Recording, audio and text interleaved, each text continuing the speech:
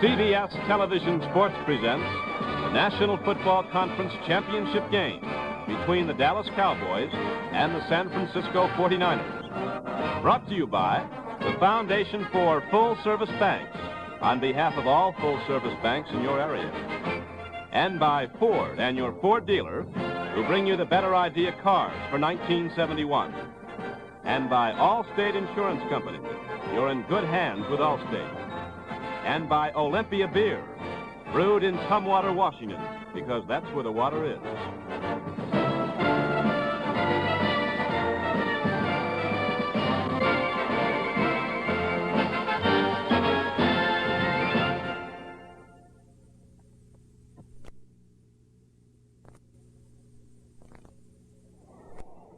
Good afternoon. I'm Ray Scott.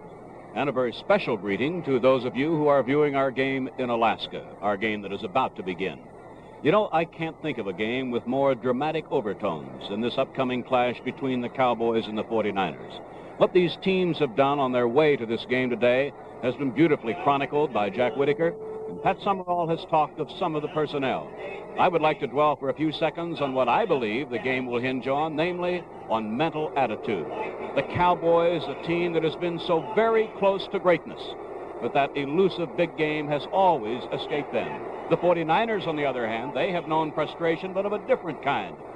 A frustration of season after season of being told they had potential, but never able to win that big game.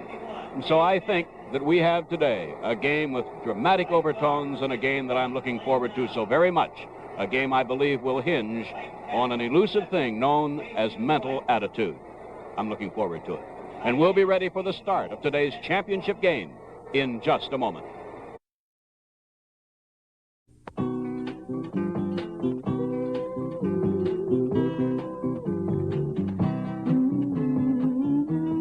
Maybe the nicest thing about going away is coming home. Home to quiet walks with a friend. Talks about things that don't really matter. Or maybe just laughing over a beer.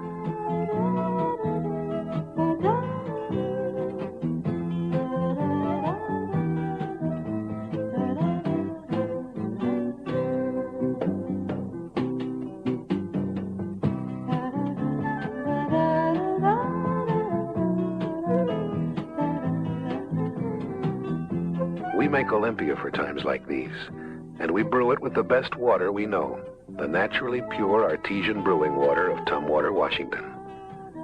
It's the water that makes it Olympia. Bringing your wife to the baby doctor. You think about your new responsibilities, like life insurance. How are you going to afford enough? There's sort of a responsibility gap. Allstate can help. If you're 25, for example, $30,000 worth of decreasing term life insurance costs less than $11 a month. Allstate makes it all a lot easier. You're in good hands with Allstate.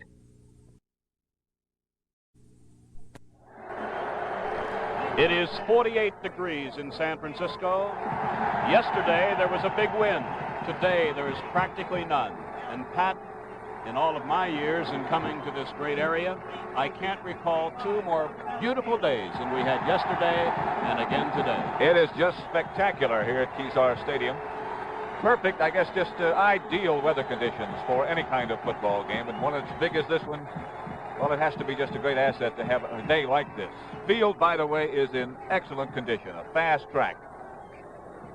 The early rains this week kept off the playing surface, of course, by a tarpaulin, and the ground crew has just done a beautiful job. So we have 48 degrees, practically no wind. And right now, the co-captains are going out onto the field to meet with our officials, Tom Bell, the referee, the umpire, Lou Palazzi, the head linesman, George Murphy. The indication there that the Cowboys won the toss and elected to receive. The line judge is Bill Schleibaum, the back judge Ralph Vandenberg, the field judge is Tony Scover. We have two alternates here today, George Renix and Gordon McCarter. In other words, just everything has been done to provide a perfect setting for this clash for the National Football Conference Championship between the San Francisco 49ers, who have just huddled with their head coach, Dick Nolan, and across the field, Tom Landry, the head man of the Dallas Cowboys. Our color guard is in position. The national anthem will be sung by well-known entertainer Johnny Mathis. And here today as the special guest of the 49ers to sing the national anthem is San Francisco's very own Johnny Mathis. The announcement made that this is Johnny Mathis's home city. So we invite you to join us in our national anthem. Say, can you see by the dawn's early light what so proudly we hailed at the twilight's last gleaming, whose broad stripes and bright stars through the perilous fight o'er ramparts we watched were so gallantly streaming, and the rocket's red glare, the bombs bursting in air, gave proof through the night that our flag was still here. Oh, say does that star-spangled banner yet wave o'er the land of the free and the home of the brave.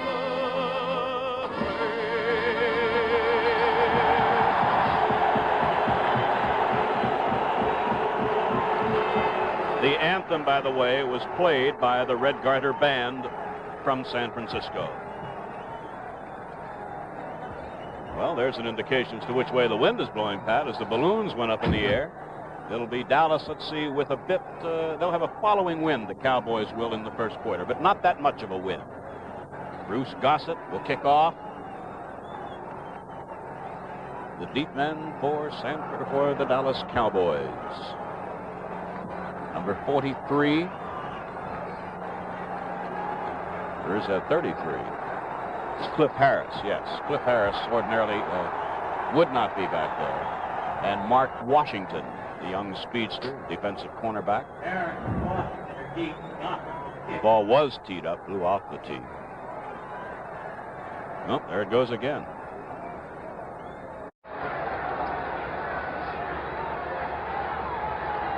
There's Mark Washington. Over to his right, Cliff Harris.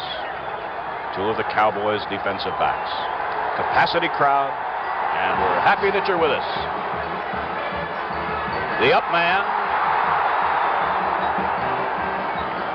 and I think he went off his knee and went out of bounds, was linebacker Steve Kiner.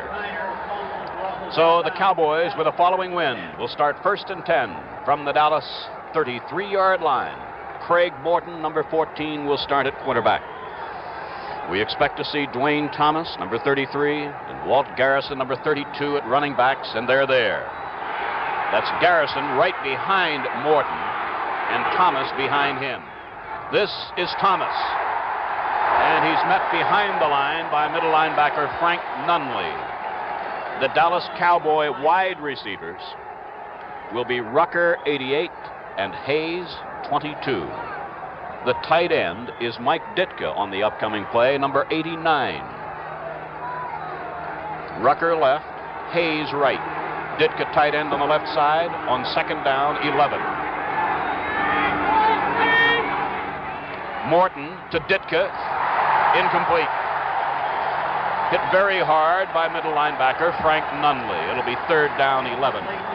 Throughout the afternoon, you will see a lot of Frank Nunley because the 49ers, like the Dallas Cowboys, play a defense which protects their middle linebacker so that the only offensive blocker who can really get a good shot at him is the offensive center, and he sort of has to run him down from behind. But for the most part, Nunley and Leroy Jordan, the Dallas middle linebacker, will be names that you'll be hearing a lot of. Hayes and Rucker both to the left on 3rd down, 11 from the Dallas 32.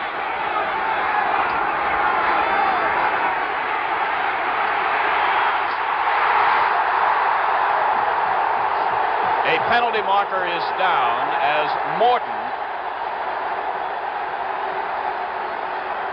Cedric Hartman is a man, number 86, who plays for San Francisco on passing situations for this very purpose. He's being blocked by Ralph Neely. Good coverage in the San Francisco secondary. Morton had to step up in the pocket, and Hartman got inside Neely. Referee Tommy Bell measures off the penalty. Intentional grounding. A loss of down is also involved. And so the ball goes back to the Dallas 17-yard line, where it is 4th down and long yardage. And watch now, if you've never seen him before, number 44 of the 49ers. He is back around the San Francisco 40-yard line. Bruce Taylor, an exciting, brilliant punt return man. Whitby. Fair catch. There'll be no run back this time. 41-yard line of the 49ers. San Francisco has the ball for the first time. And we remind you that this telecast is presented by authority of the National Football League. It is intended for the private use of our audience. Any rebroadcast or other use of this telecast without the express written consent of the National Football League is prohibited. John Brody sends Witcher, number 18, to the right. Washington, number 18. Number 88, Witcher. 18, Washington. Both wide right. His running backs, Willard and Cunningham.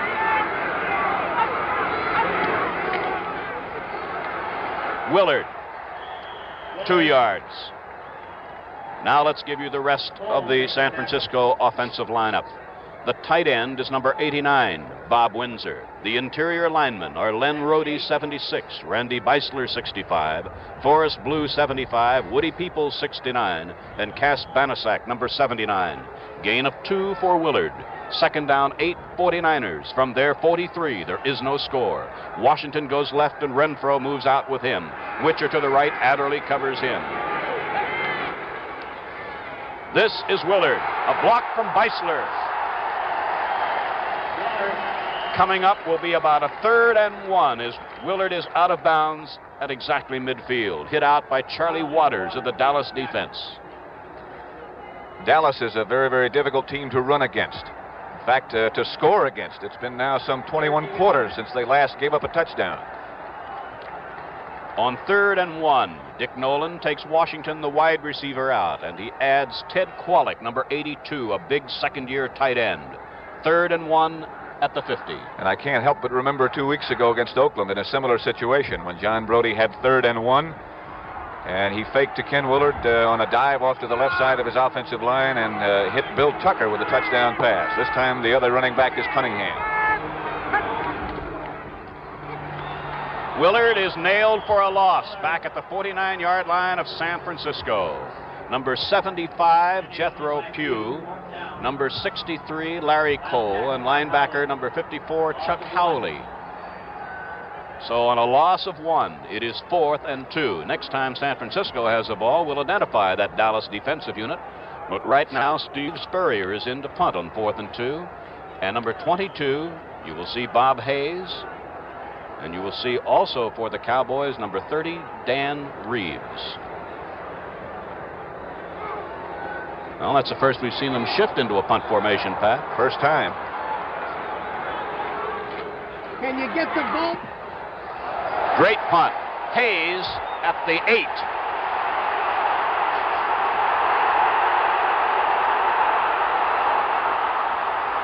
Out of bounds, 16-yard line, Bob Hayes, and that's where Dallas has the ball. With the score, Dallas nothing, San Francisco nothing. Let's pause for a moment. Baltimore, Tulsa, Oklahoma City, Chicago, Cincinnati, Phoenix, Cleveland, Columbus, Dallas, Fort Worth, New York. American not only flies to big cities, but to medium-sized cities and small ones as well. So next trip, think of American. Thank you. Louisville, Indianapolis, Pittsburgh, Providence. REA Express rides again.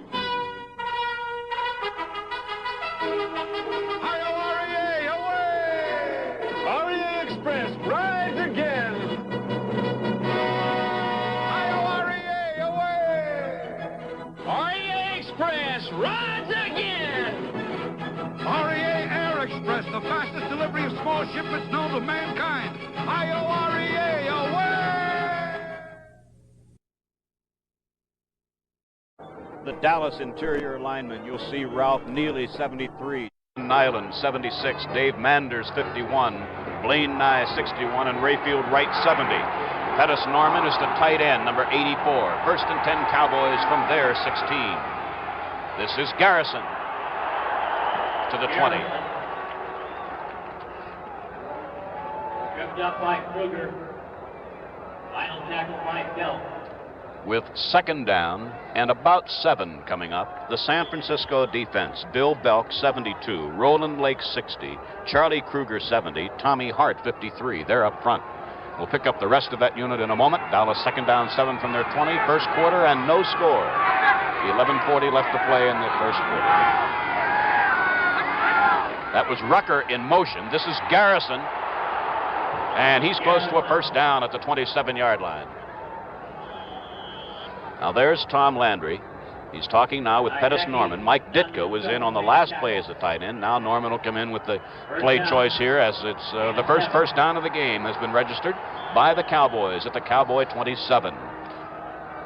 This change of tight ends is something that really helped to turn the season around for Dallas. During the first part of the year, whoever the quarterback was, Roger Staubach or Craig Morton, they called their own plays. But Tom Landry just felt that he wanted to take some of the pressure off them, and he's been shuttling the tight ends, and since then, Dallas has been tough. Rucker right, Hayes left. Garrison again to the 30. Gain of 3. Ran into middle linebacker Frank Nunley.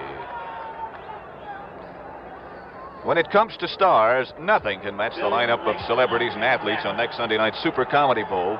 From the world of showbiz, there'll be John Wayne, Lucille Ball, Carol Burnett, Jack Lemmon, Charlton Heston, Artie Johnson, and many more. In the world of pro football, there's Joe Namath, O.J. Simpson, Dick Butkus, Deacon Jones, Emerson Boozer, Roman Gabriel, and many more of them also. So don't miss the Super Comedy Bowl next Sunday. It's at 8 o'clock and 7 Central Time. With 10:48 to play in the first quarter, Walt Garrison has been injured. He is being administered to, already checking into the huddle, his replacement, number 42, Claxton Welch. Now let's identify the rest of the San Francisco defense. The 49er linebackers are Jim Snydecki, number 58, who moved in when Skip Vanderbutt was injured. Frank Nunley, number 57, Dave Wilcox, 64. At the corners for the 49ers, you will see Bruce Taylor, number 44, and Jimmy Johnson, number 37. And deep in that secondary, the veteran Rosie Taylor, 25, and Mel Phillips, number 32. Garrison has to be aided from the field. He is replaced by Welch. It is 2nd and 7 Cowboys from the Dallas 30. Lakes has replaced Edwards at a tackle for the 49ers. Hayes to the left. Rucker to the right. This is Welch, 2 yards. Nunley made the tackle. And the ever-present Frank Nunley was there, number 57. And what some fantastic games we have seen him play throughout this year. Just spectacular. Looks like he might be shaken a bit now. Nunley is number 57, leaving. Replaced by Ed Beard. And there have been what could turn out to be 2 critical injuries already to Nunley for San Francisco and Garrison for Dallas. Dennis Holman is in as a receiver on the left. It's 3rd and 5. A tremendous rush by Hardman. As a result, the pass short of its target by Morton, and it is 4th and 5 Dallas. So now the Dallas punter takes over. That means Ron Whidbey. He averaged just a little over 41 yards per punt. And he's kicking to number 23 Fuller, number 44 Taylor, back at the San Francisco 30. 9:50 left to play in a scoreless first quarter at Kezar Stadium in San Francisco.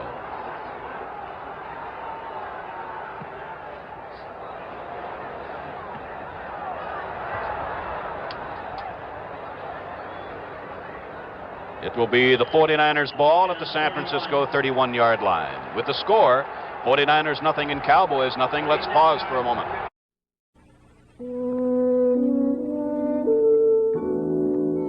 Back in 1902, we had a great idea. Build more breweries. So we did. At Bellingham Bay and Port Townsend in Washington, at Salem, Oregon, and one in San Francisco.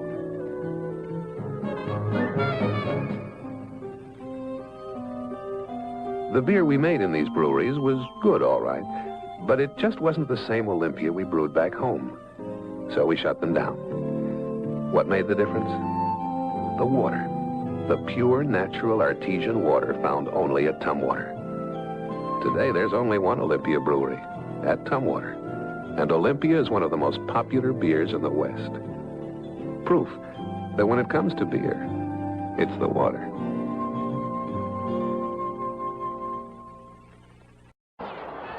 .9:38 left to play in the first quarter. The 49ers have the ball for the second time. They have yet to register a first down. It's at the 31-yard line of the 49ers. Witcher right, Washington left.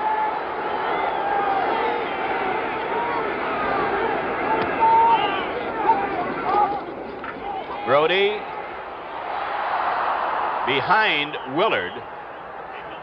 That ball seemed to, it didn't spiral like it ordinarily would, Pat. I think Brody threw it sort of sidearm to get it around Jethro Pugh, who had broken through and was putting heavy pressure on. That's the play we've seen the 49ers get good success from. Faking a sweep and then throwing to one of the deep receivers. That time Witcher was well covered. He was the prime receiver. And Brody just tried to dump it off to Willard and had to throw it under the arms of Jethro Pugh. That's the first pass Brody has thrown today. He again has Witcher to the wide side, the right, and it's 2nd and 10 from the 49er 31. This is Cunningham. And he's out across the 35 to about the 36 or 7, where he is met by Charlie Waters and Bob Lilly. And as Cunningham returns to the 49er huddle, let's set this Dallas defense for you. George Andre, number 66, Bob Lilly, 74, Jethro Pugh, 75, and Larry Cole, 63. They're up front. The linebackers are Chuck Howley, 54, Leroy Jordan, 55, and Dave Edwards, number 52. Now both Washington and Witcher are wide right on 3rd and 5 from the 49er 36.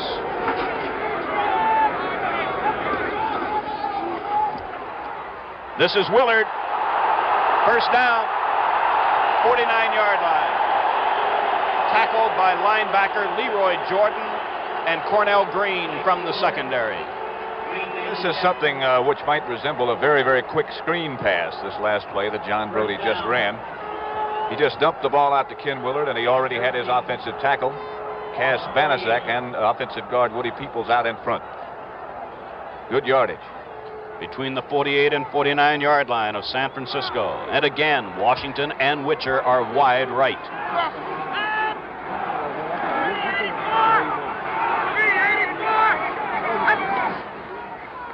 The fake was to Willard. The pass is for Washington.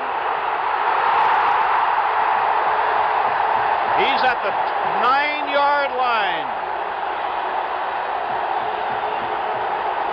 First and goal. Here it is again. It's a strong formation. It looks like Brody is working right into the strong part of the Dallas defense. But as we've seen Washington do so many times this year, he doesn't mind double coverage. He doesn't mind a zone. Nothing seems to be able to stifle him. What a tremendous year he had. So Brody now is 2 of 3 for 55 yards. And remember, Dallas has not given up a touchdown in 21 quarters. First and goal from the 9.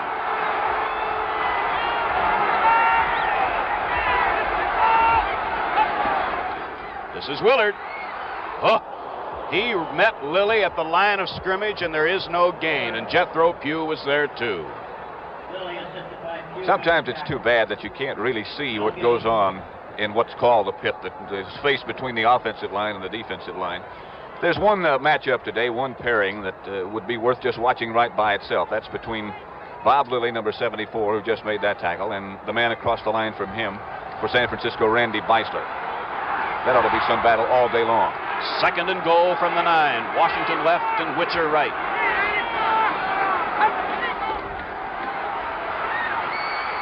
Willard. No.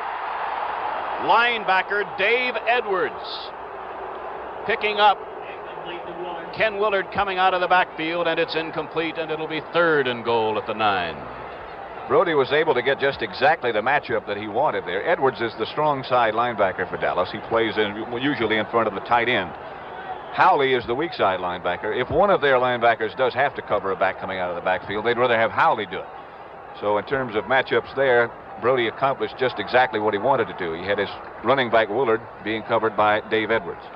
You'll see in the Dallas secondary, Mel Renfro 20 and Herb Adderley 26 at the corners. Charlie Waters 41 and Cornell Green number 34 deep. This is a 3rd and goal. Blitz.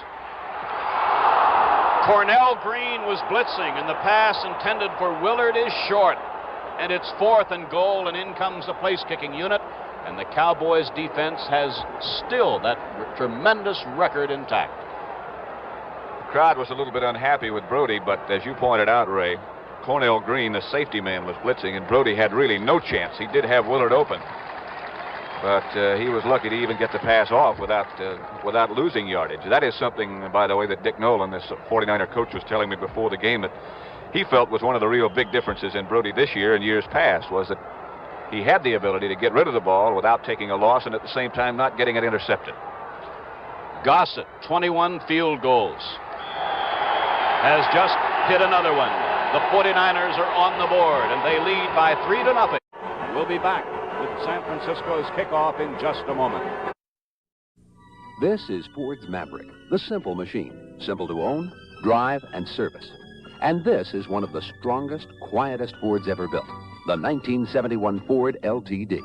But small cars aren't big enough for some people, and others don't need a large car.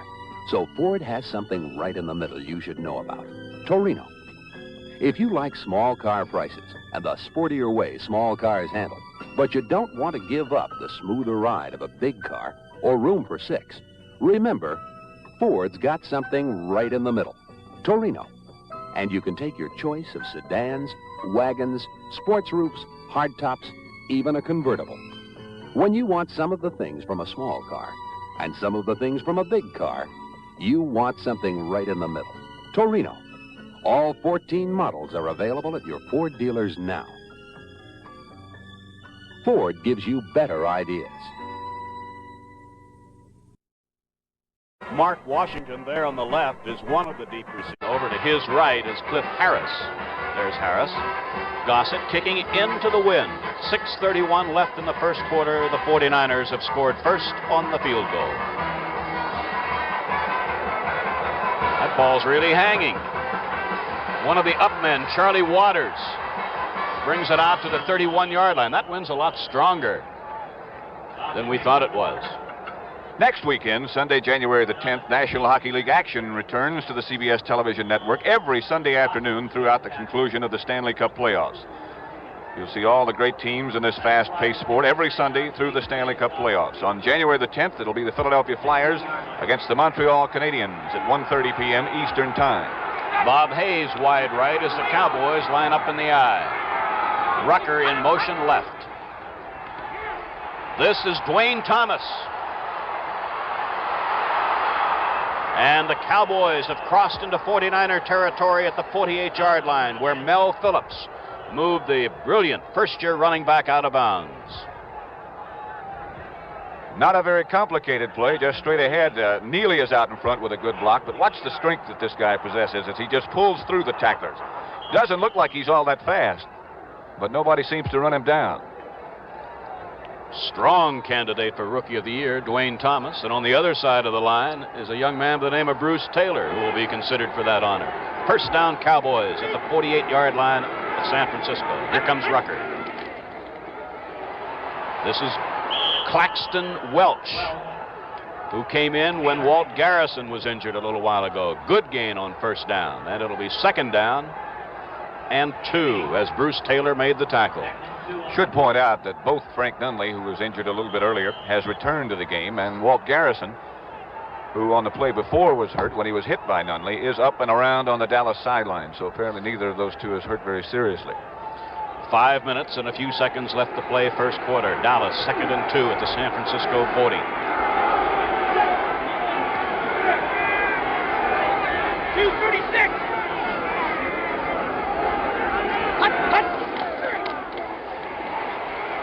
Welch, close to a first down. Forward progress inside the 40. Edwards, 74. Phillips, 32. Hardman, 86. They stopped the play. It is third down and about a foot away from a first down. It's been said for years, Ray, that Dallas is a team that likes to finesse. That they're not a strong team in any particular offensive facet of their game. But since they've become such a good running team, Tom Landry says now we're no longer a finesse team. We're now a tough team. That's a big difference in their character over the last few weeks. First down for Claxton Welch at the 36-yard line. Claxton Welch, second year, 5'11", 203, from Oregon. So the Cowboys have a drive going now, and it's 1st and 10 at the San Francisco 36-yard line. Morton has gone to the air 3 times. He has yet to complete a pass. Welch has carried 4 times for 14 yards. 48 yards on the ground so far for Dallas.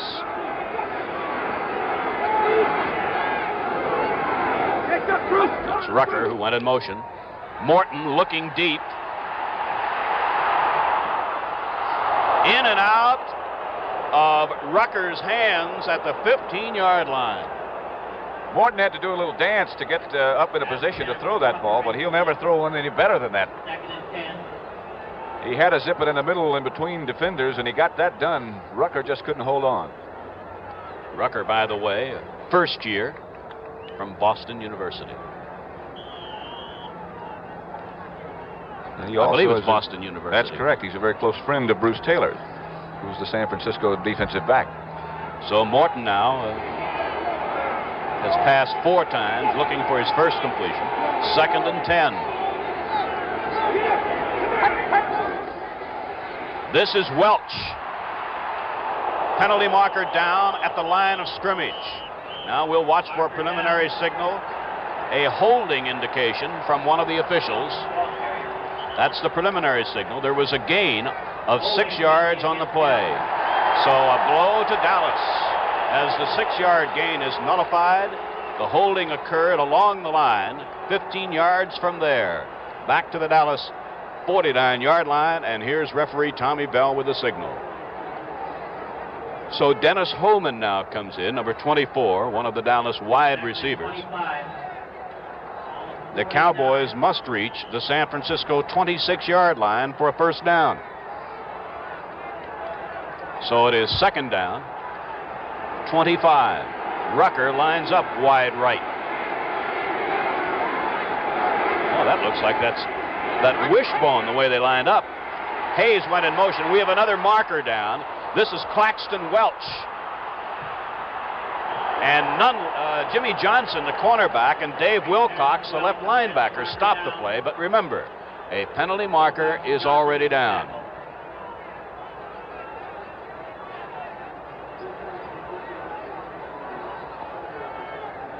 Preliminary signal offside, San Francisco. The gain on the play was about 5 yards. So the advantage would be in gaining the down as far as Dallas is concerned. Dallas, you'll notice on every different play, shows some kind of different front. They'll put different guys in motion in opposite directions on one play to the next. They are trying, as Kansas City tries to do so many times, to create some little confusion in the defensive secondary. Some little moment of indecision where somebody in that secondary might make a mistake. Rucker lines up to the right. Jimmy Johnson picks him up. It is 2nd and 20. Hayes in motion. This is Welch. Inside the 35 to the 32-yard line, and it'll be 3rd down and about 6 or 7. Mel Phillips made the tackle, and Rosie Taylor. We should call that play the draw play, which in the beginning of the play looks like a pass. In a situation when the defensive team is anticipating pass, and you figure you're going to get a hard pass rush from the front 4. That's when it works to the greatest degree of success, as it did then for Dallas. The Dallas place kicker, of course, waiting in the wings, Mike Clark. It is 3rd and 7 at the 49er 33.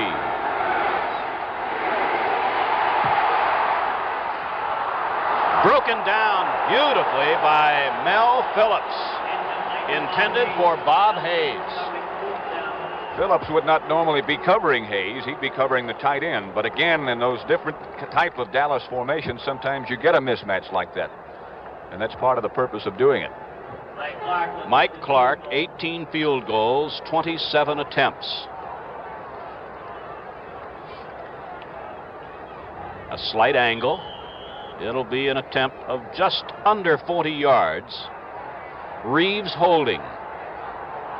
About a 39, between a 39 and 40-yard attempt. With 2:39 left to play in the first quarter, 49ers are leading by 3-0. Way off target to the right. It's a touchback, and the 49ers will get the ball. So 2:34 left in the first quarter, and the 49ers have the lead and the ball now. On Sunday, January the 24th, immediately preceding the AFC-NFC Pro Bowl game, CBS will present a 30-minute special on the NFL All-Pro team. Glenn Campbell will MC this 30-minute special with football's greatest stars meeting some of the top names in show business. That's at 3:30 Eastern Time. Wide right is Witcher. Herb Adderley brings him down at the 26-yard line. On a gain of 6, it'll be 2nd and 4 San Francisco. Brody now has passed 6 times. He has completed 3 for 61 yards. This is another thing that makes Brody so very effective. He gets back and gets set up and gets away from the center so quickly.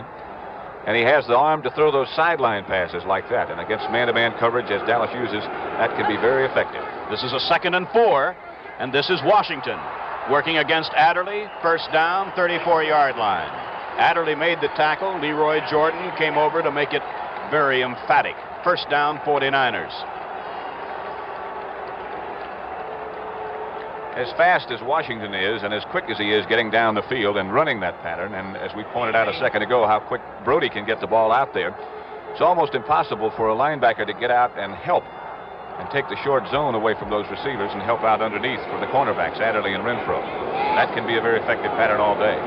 Brody has Washington now to the left side. Penalty marker down as Willard comes straight ahead.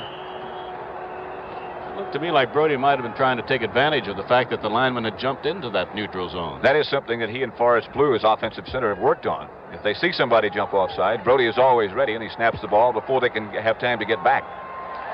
Well, it's a pickup of 5 yards on the offside infraction. The ball is now at the 39-yard line, and it's 1st and 5 San Francisco. Time running out in the first quarter. 1 minute and 20 seconds left.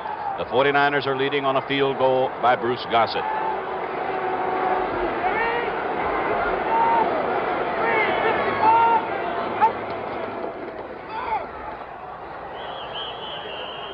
Tough yardage for Doug Cunningham. No more than, well, about a yard to the 40, where it'll be 3rd and 4.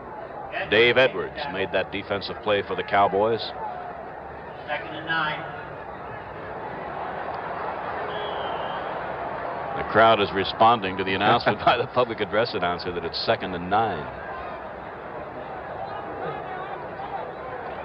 Out to the right comes Witcher. Adderley picks him up. Washington to the left, working against Mel Renfro.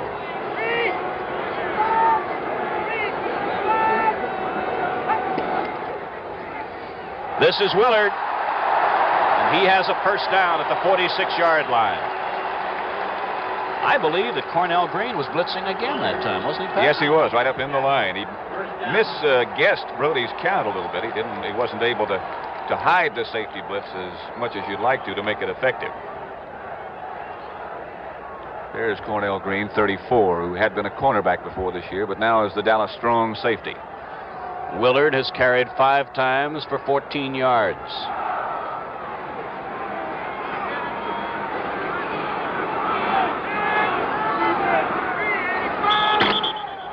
And the gun means we have reached the end of the first quarter with the score. The San Francisco 49ers 3, the Dallas Cowboys. Look, we rent an apartment. Why do we need insurance? Yeah, we have a sofa, a rug, and some chairs, and TV. Of course I've got clothes. And my wife, does she have clothes? and all our bedroom stuff. But look, why do we need insurance? Like I said, we rent. Allstate's low-cost renter's insurance. Because you've got a lot to lose. You're in good hands with Allstate.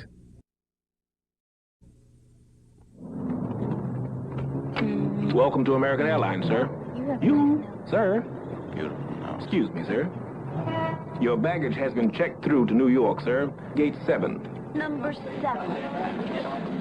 That's gate number 7. We've made flying American Airlines so simple. All you have to do is drive up to our doorstep. So when you have other things on your mind, it's good to know you're on American Airlines. With Pat Summerall and Jack Whitaker, this is Ray Scott at San Francisco's Kezar Stadium. In the first quarter, the 49ers had the ball for 15 plays, 89 yards. Cowboys, 14 plays, 61 yards. First down, 10, 49ers at the San Francisco 46-yard line. Washington is out wide to the left side. It's Cunningham and Willard behind Brody.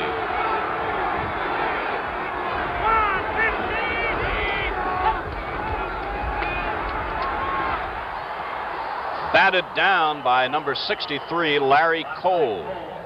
And it'll be 2nd and 10. This is something that Tom Landry had talked about during the week. He said he did realize, and so did all of the Dallas players, that John Brody would be very, very tough to rush. That is, in terms of getting him down off his feet before he could get rid of the ball, because he gets rid of it so fast. But they did say that they'd like to hurry him and possibly be able to bat some down. You might recall that Minnesota knocked down 3 of his passes last week. So that's something they're striving for, as well as trying to get him before he throws it. New tight end, Ted Kwolek, number 82, on 2nd down 10.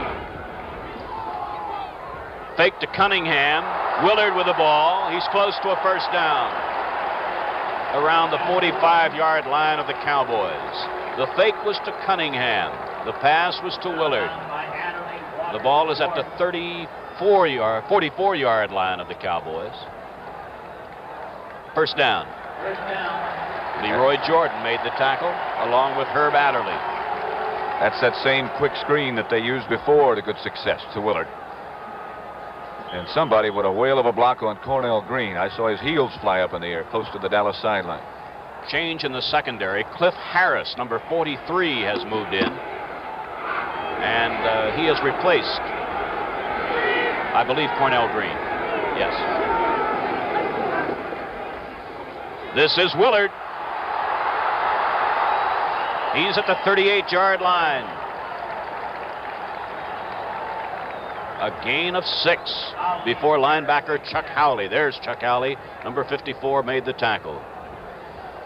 Appeared to have sustained a slight injury to his left arm or wrist. Howley did.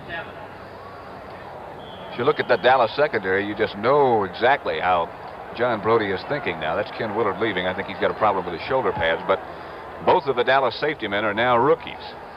With the absence of Cornell Green, it's Cliff Harris and Charlie Waters, 41 and 43.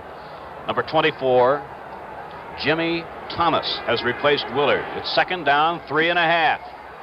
And Cunningham is nailed for a loss at the 39-yard line by Larry Cole of the Dallas front line. And it'll be 3rd down and 5 for the 49ers with 13:50 left to play in the first half. And the 49ers leading 3-0. Cornell Green is back in. Cliff Harris goes to the sidelines for Dallas. I just now noticed, Pat, the lights are on here at Kezar Stadium. Figuring that they might need them, I guess, before this game's over. We started an hour later than we usually might. Gene Washington is left. Dick Witcher lined up wide right. This is a 3rd and 5 play, and a penalty marker is down, and a big rush. Let's see, I see 54. Chuck Howley, one of the linebackers, was blitzing, but a marker down behind the line. Preliminary signal, holding. Again, that's something that you won't see Dallas do a lot of. That's blitz one of those linebackers. Already, in fact, I think a couple of times with Cornell Green trying to rush the passer, and that time with Chuck Howley. They've done it far more than they usually do. This will be a big loss in yardage because the holding occurred behind the line. And the ball goes back to the San Francisco 36-yard line. And there we saw referee Tommy Bell. So now the 49ers, to record a first down, would have to get to the Dallas 34-yard line. And Jethro Pugh is taken out. Two of the linebackers are taken out. Additional defensive backs are in. This is Jimmy Thomas. And he's bumped out of bounds at the 41-yard line of the 49ers, and the punting unit comes on. That means Steve Spurrier on 4th and very long yardage. And the Cowboys' Bob Hayes is getting ready for this expected punt. He'll have Dan Reeves back with him. And Spurrier here in the second quarter has the advantage of a following wind.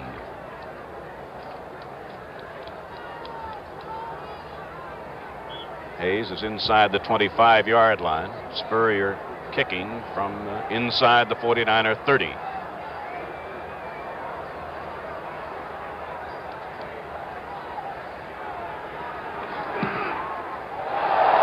What a punt. Bob Hayes signaling fair catch. The ball gets into the end zone. It's a touchback, and the Cowboys will start from the Dallas 20. With a score, 49ers 3 and Cowboys nothing. Let's pause for a moment. Hey, Eddie. Hey, today's the grand opening, huh? Congratulations. Oh, thanks a lot, Bill. Wow, it's a happy day for me. Hey, I used to play one of these. This is really a dream come true for me. And you know who made it possible? My full-service bank. Bill's my banker. I already had a checking and savings account there, so I went to see them about a loan. First thing I knew, they were explaining bookkeeping and insurance, things I hadn't even thought about. Full-service banking really means what it says, and they've got all kinds of ways to help, and they can help everybody, from a housewife to a millionaire, even a fellow with a brand new music store. Bill, I'm glad you're a good banker. See your full-service banker soon for savings accounts, checking accounts, tailor-made loans. There are so many ways a full-service banker can help. This is our symbol. Helping is our business.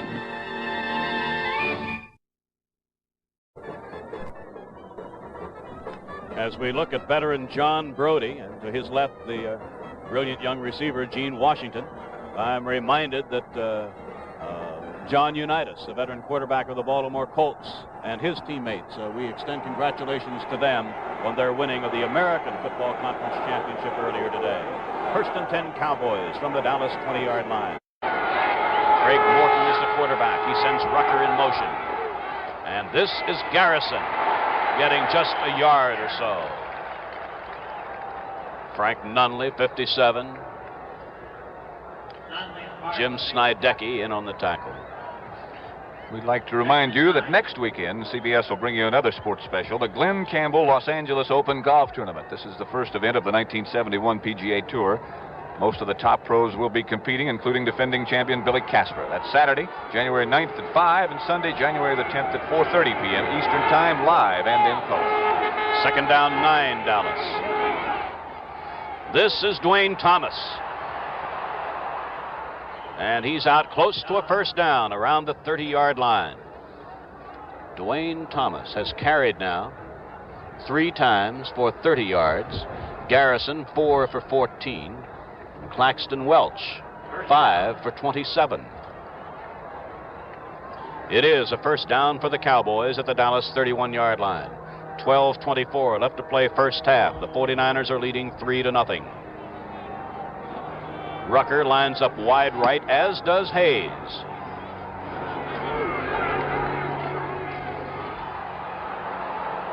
Out across the 35 to around a 37-yard line. Again, it's Dwayne Thomas. Ran into Nunley and Wilcox.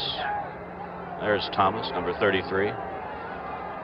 Pat, I don't think I'll ever forget, not in a long time at least, the day that he had against Kansas City when the Cowboys came back for that very big victory after losing by such a one-sided margin to the Vikings. That was the first really big day he'd had. Calvin Hill had started the season as the Dallas running back along with Walt Garrison. Hill was hurt, and after that performance, it's been Thomas, and Hill can't get his job back. It's 2nd and 3 after that gain of 7, and this is Garrison to the 40. And it'll be 3rd and about 1. He ran into Frank Nunley and Cedric Hardman. and Tommy Hart. Morton has passed 5 times, and he is looking for his first completion. Ditka comes in, so he and Norman, both tight ends, will be in on 3rd and 1.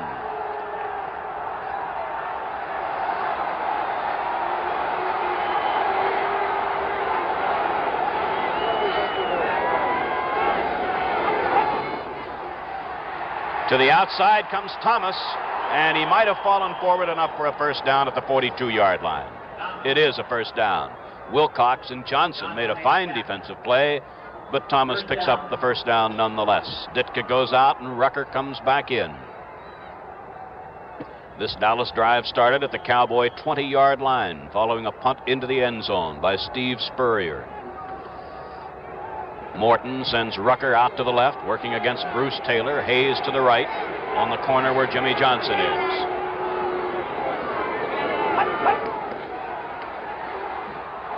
The tight end, Pettis Norman, is really shaken by Mel Phillips, and it is Phillips who is not getting up. Now he's up, but slowly, and he's limping. Just a quick pass from Morton to the tight end, Pettis Norman, number 84, and he really got popped by safety man Mel Phillips, who's now leaving the game. He got his hand hurt last week. This now seems like it's something wrong with one of his feet. Dick Nolan was saying before the game that Mel Phillips is the most thoroughly prepared football player that he has ever been associated with.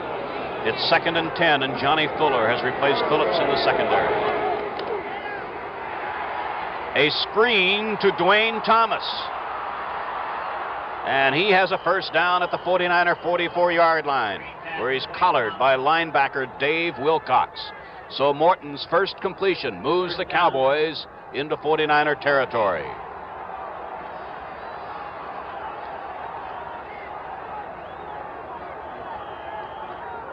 Pettis Norman, number 84 there, just came in with Tom Landry's play selection now on 1st and 10.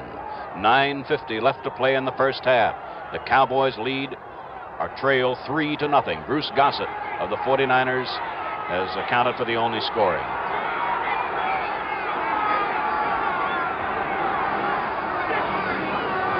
Out of a double wing now. The fake was to Thomas. This is for Hayes. In pursuit was Johnny Fuller, who just came into the game 2 plays ago.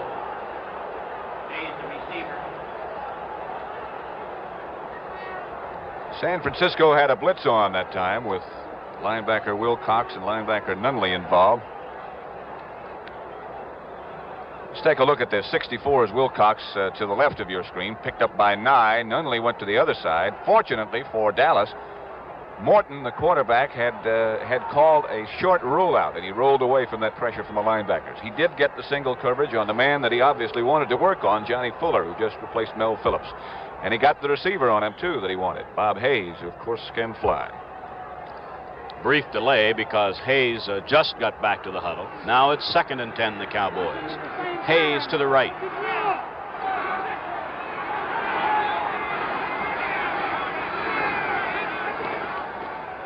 Here goes Thomas again. Out of bounds. 33-yard line. It's another Dallas first down. And now Mel Phillips goes back in. Bill Belk will replace Cedric Hardman at a defensive end. But the Cowboys' first big sustained drive of the game has moved them now to a 1st and 10 at the 49er 33.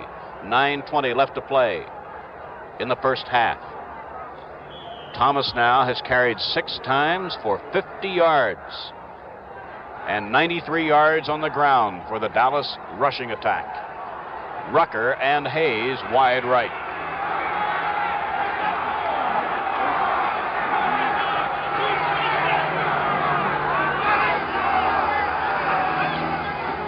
Thomas.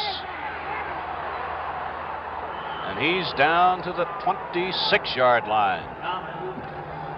Talking with some of the Cowboy coaches before the game and talking about Dwayne Thomas. And he is such a natural, such an instinctive runner, they say, that all you have to do is make sure he knows what the play is supposed to be.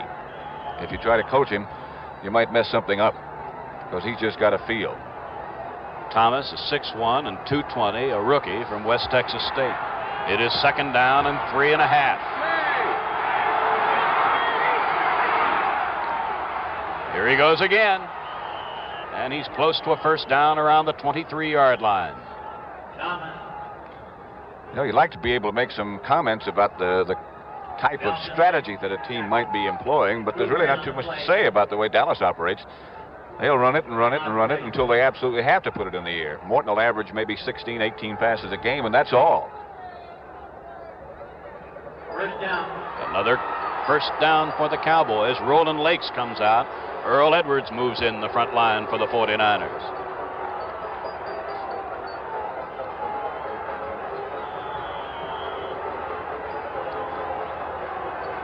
So the front wall now of San Francisco: Belk, Edwards, Kruger, and Hart.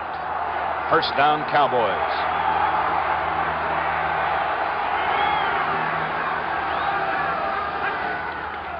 This is Thomas. This time he gets about 2 yards to the 21-yard line. Boy, they seem to be getting a lot of blockers out in front of him on that type of play. They pull both the guards and the tackles to get him out in front, and Thomas is so quick getting behind him, sometimes all you need up front is just a little brush block to slow a defender down long enough, and he'll be out behind the fellows who pull. As I said before, that's something you really can't teach. That's got to be instinct. Dallas started at their 20. It's 2nd and 8 at the 49er 21.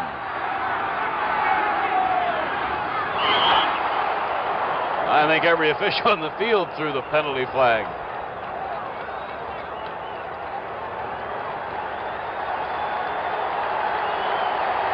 Five yards against the Cowboys. Belk leaves now. Hardman comes in. Infraction, illegal procedure. So now it is 2nd and 13. And now let's watch those San Francisco linebackers. This is a situation that we've seen them many, many times. Pull some sort of a blitzing tactic. Let's see what they do. Rucker to the right. Hayes to the left. This is Dwayne Thomas. He's at the 19-yard line. And it'll be 3rd down and just about 6 for the Cowboys as Jim Snydecki made the tackle. One of everybody's all-time favorites, the Honeymooners, will be back on the scene every week beginning tonight. The show gets off to a rollicking start with Paul Lynde guest starring and Cramden and Norton posing as hippie songwriters.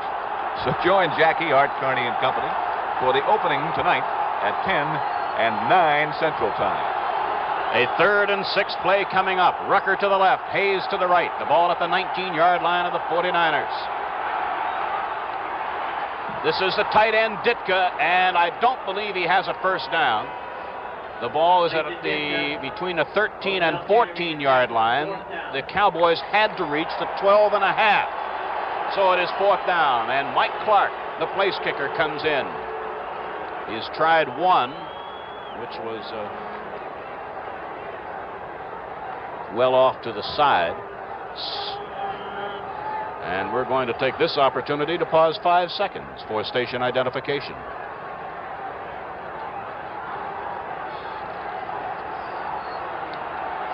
Dan Reeves holding from 21 yards for Clark.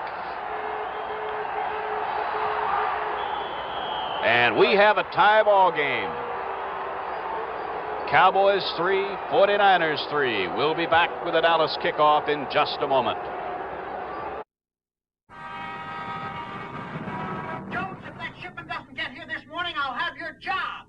I hope they used REA Air Express. I hope. Picked it up yesterday.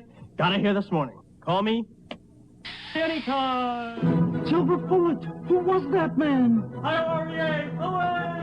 REA Air Express rides again. REA Air Express, the fastest delivery of small shipments known to mankind. Hi-yo, REA, away!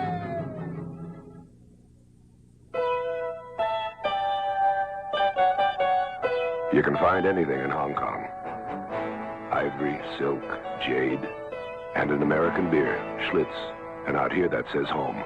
You only go around once in life, and you gotta grab for all the gusto you can, even in the beer you drink. Why settle for less when you're out of Schlitz? you're out of beer.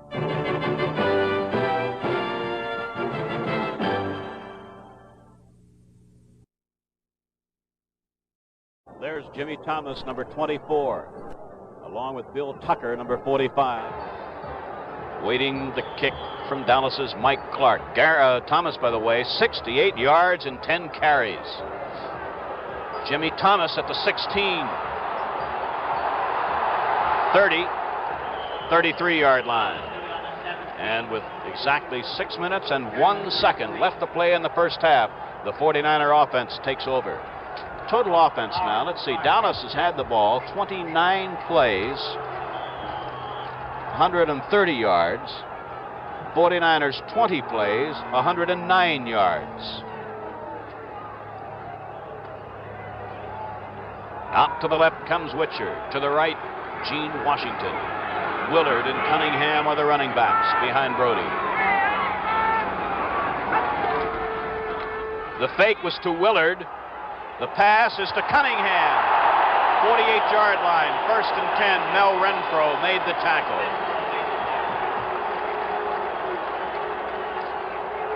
This again is the same play that San Francisco has gotten so much mileage out of it. Let's watch Bob Lilly, number 674, as he fights off two blockers, Peoples and Beisler, and here comes Forrest Blue now to help out. So 3 blockers really took a shot at Lilly that time.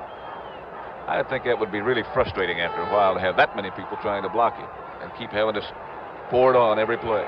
The ball is at the San Francisco 47-yard line, 1st and 10. 5 minutes left to play in the first half now. The fake again was to Willard. The pass is for Witcher. Covering was Charlie Waters and Mel Renfro. Incomplete. Waters, of course, is the free safety man. Now, this is Renfro with his back to you.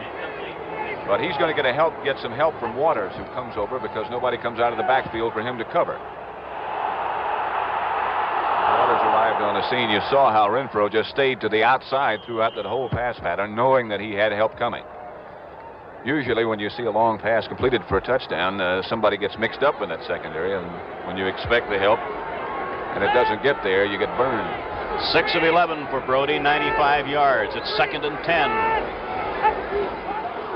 10. This is Cunningham. He escaped Jethro Pugh and wound up at the 50 for a gain of 3, and it'll be 3rd and 7 as Dave Edwards wound up making the tackle. Time left in the first half, 4 minutes and 34 seconds, and the clock running with the score tied at 3-3.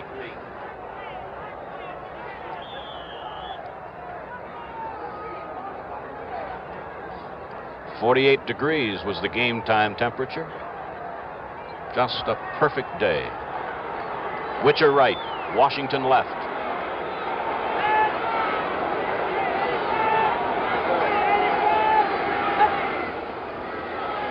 The blitz. This is for Washington. Just off his fingertips at the 16-yard line. On down, it will be to Washington. At the bottom of your screen is Gene Washington. The blitz was on, as Ray said, so Renfro now has no help, in contrast to what he did a minute ago. At the top is Witcher running his pattern, but Renfro's got him all by himself now. And that's a whole different ball game. Washington has him for a moment, and Brody had the ball pretty close to being on the money, but he couldn't quite hold on. So now it's 4th and 7, and Steve Spurrier is on the scene. Bob Hayes is inside the Dallas 15. Spurrier has a following wind. Fair catch. Reeves, fumble. And the Cowboys, I believe, Bob Hayes. Yep, Bob Hayes got it back. Wow. With a score, the Cowboys 3 and the 49ers 3. Let's pause for a moment.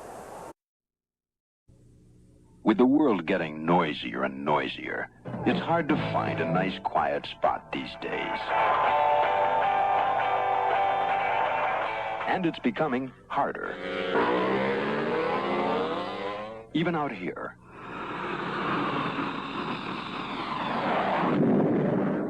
Noise. There's no getting away from it, right? Wrong. Because while everything's getting noisier, Ford cars stay quiet. Why? Because quiet cars come from strong cars. And Fords are built strong. Result? The 1971 LTD is one of the quietest riding Fords ever.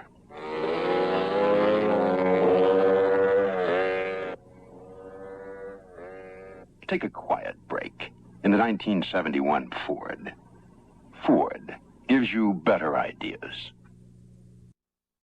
Bob Hayes recovered that loose ball at the Dallas 15-yard line, where it's 1st and 10 Cowboys with 3:53 left in the half. There goes Rucker again. Here's Dwayne Thomas.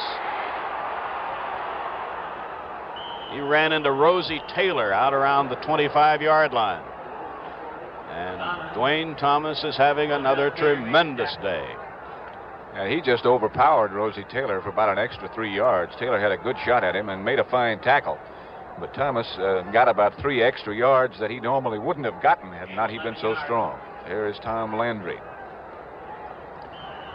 It's a first down as Thomas carried for 11, and he now has picked up 78 yards and 11 carries.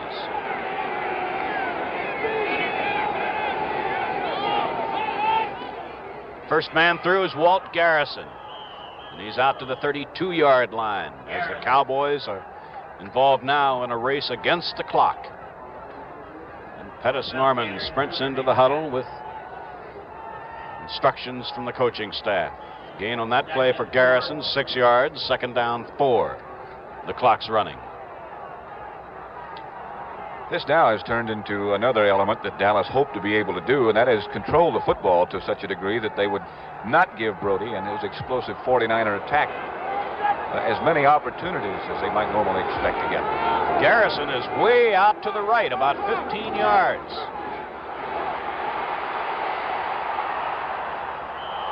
Incomplete, as I'm sure you noticed.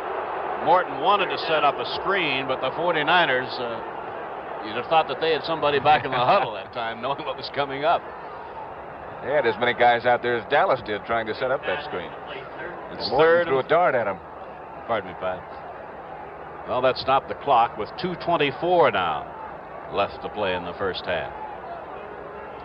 Be interesting to see what Tom Landry has sent in this situation. Normally you'd expect the team to pass with this much yardage to go, 3rd and 4. But with a back like Dwayne Thomas in there and as good a running attack as Dallas has, they might choose to just run him, although he's out on the flank now. Bob Hayes in motion this time on 3rd and 4. And the screen is to Thomas. He gets it out to the 42-yard line. That's another Dallas first down. And I think we'll have the notification coming up that there are 2 minutes remaining in the first half before the next play gets underway, because the clock is running with 2 minutes, 2 seconds, 1 second, and right there we are. So with the score, the Cowboys 3 and the 49ers 3, let's pause for a moment. No two people are exactly alike. Is there anyone else in the whole human race with your kind of style and your kind of grace, who's not so big, not so small, not so bad with a ball? No, there's nobody else quite exactly like you. Nobody else like you.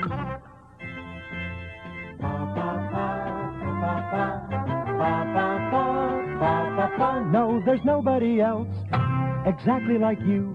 Nobody else like you. That's what we're all about. Persons, not people. We're a life insurance company, the Equitable. And the Equitable agent never forgets that no two people are exactly alike. All his training, all his thinking are shaped around you and your needs. To the Equitable agent, there's nobody else like you.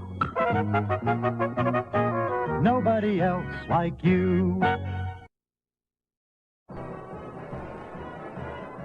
The head coach of the 49ers has just made 2 defensive changes. He has sent in Stan Heineman, number 80, at defensive left end, and Skip Vanderbunt, number 52, at right linebacker. The Cowboys have a 1st and 10 at the Cowboy 42-yard line, with exactly 2 minutes left to play in the first half. Now, Morton sends Rucker wide right. Hayes also on the right side. Thomas now is out wide to the left as a as a flanker. Intended for Garrison, but it looked like someone might have hooked Morton's arm. Earl Edwards, yeah. Did remarkably well to get rid of the ball because the 49ers, again, as they have throughout the first half, put heavy pressure on Morton when he goes back to pass. I see, Pat, that Morton has completed 3 of 12 passes for 29 yards. It's now 2nd and 10, Dallas. That play took just 5 seconds. It's Belk, Edwards, Kruger, and Hindman, the front 4 for the Cowboys.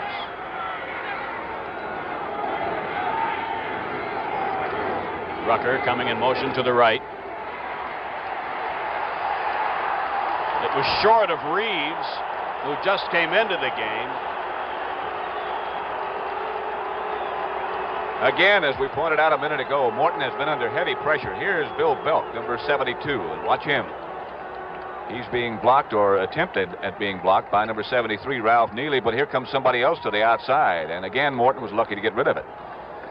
49ers, as you could probably see, had one of their linemen looping behind Belk, and he was the one who put on the outside pressure, and that's why Neely let Belk go and tried to pick him up. Belk now leaves, and Cedric Hardman, number 86, comes in at a defensive end, and it's a 3rd and 10 for the Cowboys. 1:51 now left in the half. The score is tied at 3-3. And down he goes. That's Earl Edwards, who wrapped up Morton at the 37-yard line. And the 49ers, it would appear, are about to get the ball, and Earl Edwards heads to the sidelines, and punter Rod Whidbey comes on for Dallas. And the 49ers will get it. There's Earl Edwards, the big hand for him. Tom Landry talking to his quarterback, Craig Morton. When the 49ers do get it, they'll have all 3 of their timeouts left in 1 minute and 36 seconds, 35 now. Bruce Taylor is back. 25-yard line. Oh, beautiful coverage by the Cowboy. Let's see who that was. Looks like Mark Washington, number 46. And Bruce Taylor lets him know what he thought about something there. He threw the ball at him. We should give credit, too, to Ron Whidbey, the Dallas punter, because he's been criticized to a degree. Bruce is upset. Yes, he is. One of the officials was talking to young Taylor there. So the 49ers have it. 1st and 10 at the San Francisco 26-yard line. 1:20 left to play in the first half.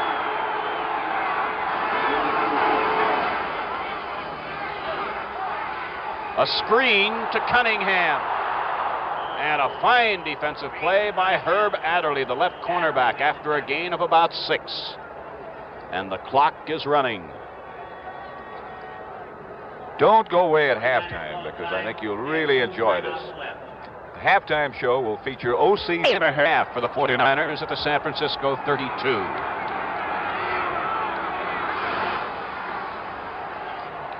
Great protection. Ted Kwolek, the tight end, had a lot of company back there. Cornell Green was with him. And also Charlie Waters, number 41. So it'll be 3rd and about 4. 1 minute and 1 second. Total offense for the 49ers. 134 yards. San Francisco's had the ball 26 plays. 36 plays for Dallas, and 151 yards in total offense. Washington left. Witcher right on 3rd and 4. Doug Cunningham couldn't quite get to it at midfield, and it's 4th down, and with 57 seconds left, the San Francisco punting unit. And that means Steve Spurrier coming on. And I'm sure John Brody is very, very unhappy with himself because he had good protection, and he did have Cunningham out in the open. And it's rare that you'll see him miss a receiver when he's open and he has time to throw. Spurrier is the backup quarterback. He's number 11. The last couple of weeks, he has done an outstanding job punting. Brody, 7 of 15, 101 yards. We're going to look now from behind Steve Spurrier, number 11. He has a following wind. Wow, a great effort by Steve Kiner of the Cowboys. Fair catch, Dan Reeves at the 35. You want to see, there's Steve Kiner, the young Dallas linebacker from Tennessee, who made a great effort in trying to block the Spurrier punt. So 50 seconds left as the Cowboys get the ball at the Dallas 36. And if I'm not mistaken, Dallas has 2 of their timeouts remaining, so certainly they have adequate time too. Now the clock is running.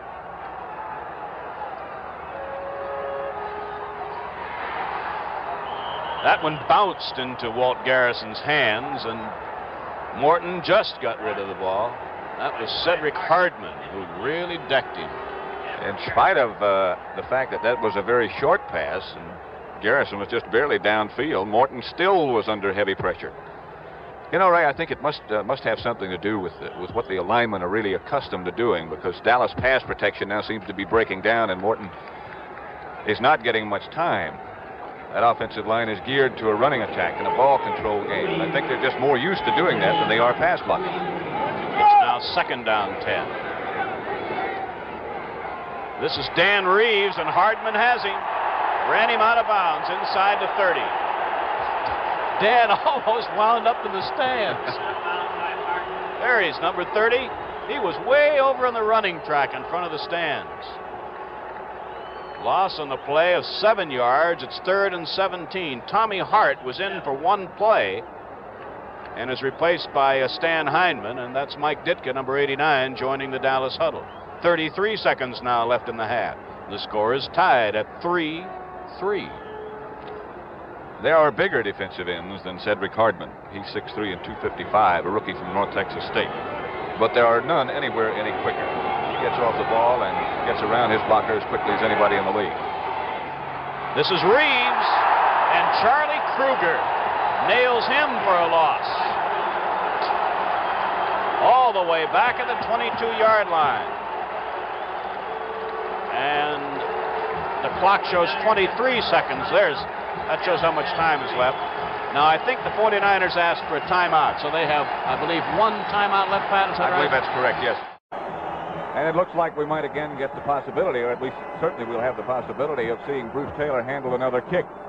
Now, Ron Whitby has been working throughout this week particularly hard on not only getting the ball deep, but getting the ball way up high, giving his lineman time to get down and cover. The last time Ron Whitby punted, he had a 48-yard effort, and there's Whitby now inside the 10.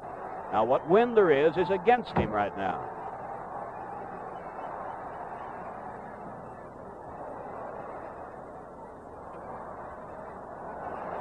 And no chance at all for Taylor, as the ball is dead at the 28-yard line with just 11 seconds left in the half. So I don't know whether Whitby tried to punt it that way or not, but he certainly did the right thing to keep it away from Bruce Taylor. 54 yards that time.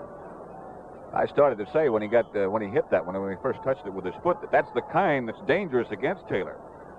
But Taylor was looking right into a very bright sun, and he might not have judged it correctly, because that was the kind of kick that could be returned, the line drive type. Well, that takes care of the first half. The end of the first half with the score. The Dallas Cowboys 3, the San Francisco 49ers 3. Here's the only place I know of where you get a second chance in life. The International Date Line. Cross it, and you get to spend yesterday all over again. That's worth celebrating, with all the gusto you can grab, even in the beer you drink. Why settle for less? When you're out of Schlitz, you're out of beer.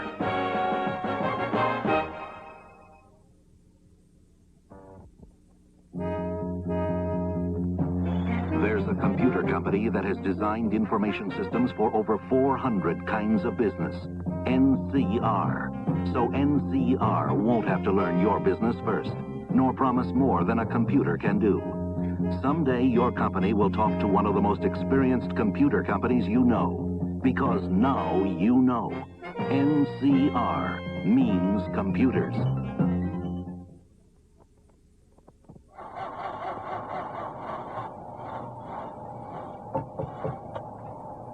Start your car for a corner, sir?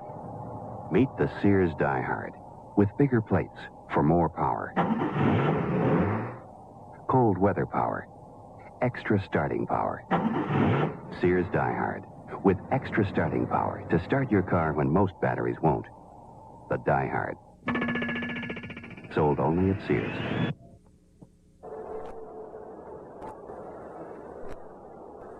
We'll be ready for the start of today's halftime activities after this pause for station identification. Animal World, originally scheduled to premiere this afternoon, will now begin its new series 2 weeks from today on CBS.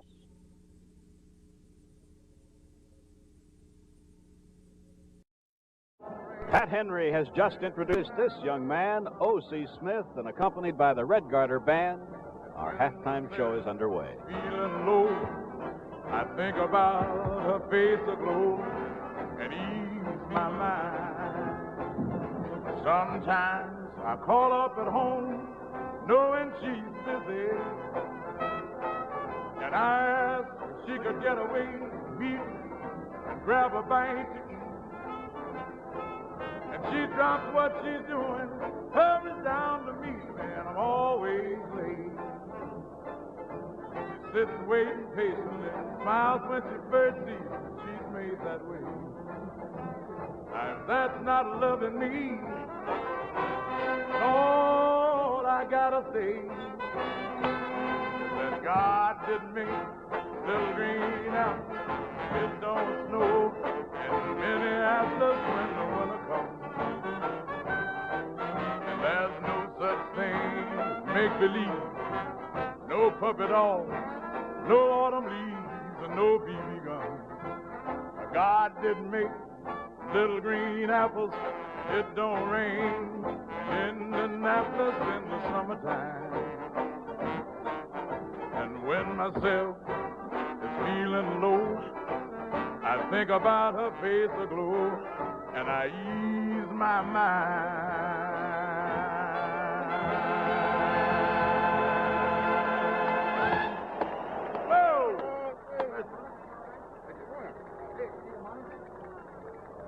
Well, let's hear a nice, big, rousing round of applause for a great, great performer. O.C., marvelous. I don't know why you wore that fur coat, because it's beautiful out here today, I'll tell you that. To all you folks sitting home, this is a magnificent day, and there's a great game. Now I'd like to call on a friend. This is like an adopted son of San Francisco. San Francisco happens to be one of the great cities in the world, but this man recorded a song that actually he became dear to everybody's heart in Frisco. This is his second home. Let's have a nice round of applause for a guy who comes from my first home, Brooklyn, Tony Bennett.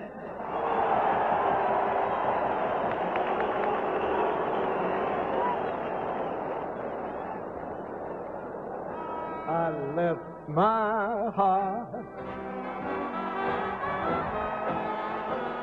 in San Francisco, high on a hill. It calls to me to be where little cable cars climb halfway to the stars. The morning fog chills the air. I don't care, my love waits there in San Francisco, above the blue and windy sea. When I come home to you, San Francisco, your golden sun will shine for me.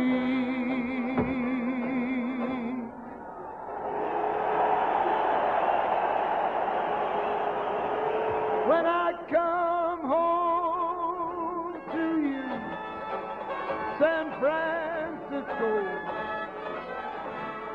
your golden sun will shine for me.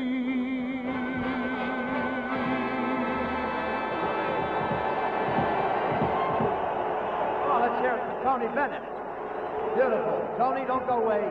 Because, ladies and gentlemen, we'd like to call on the royal family of stars from the King's Castle to come out, and we're all going to do a very appropriate number together. Johnny Mathis, who sang the national anthem so beautifully today. Johnny, will you come out? O.C. and Tony, one more time. We'd like to sing something intimate in this wonderful little room. T? All together now.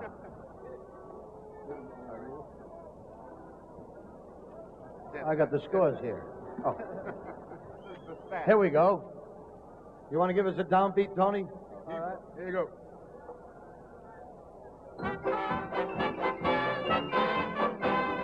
San Francisco, open your golden gate. You let no stranger wait outside the door. San Francisco, here is your wandering one, saying I wonder no more. Good. Oh, far, good. Tell me you're the heart of the West. San Francisco, welcome me home again. I'm coming home again, rolling no more. San Francisco, open your golden gate. You let no stranger waiting outside your door.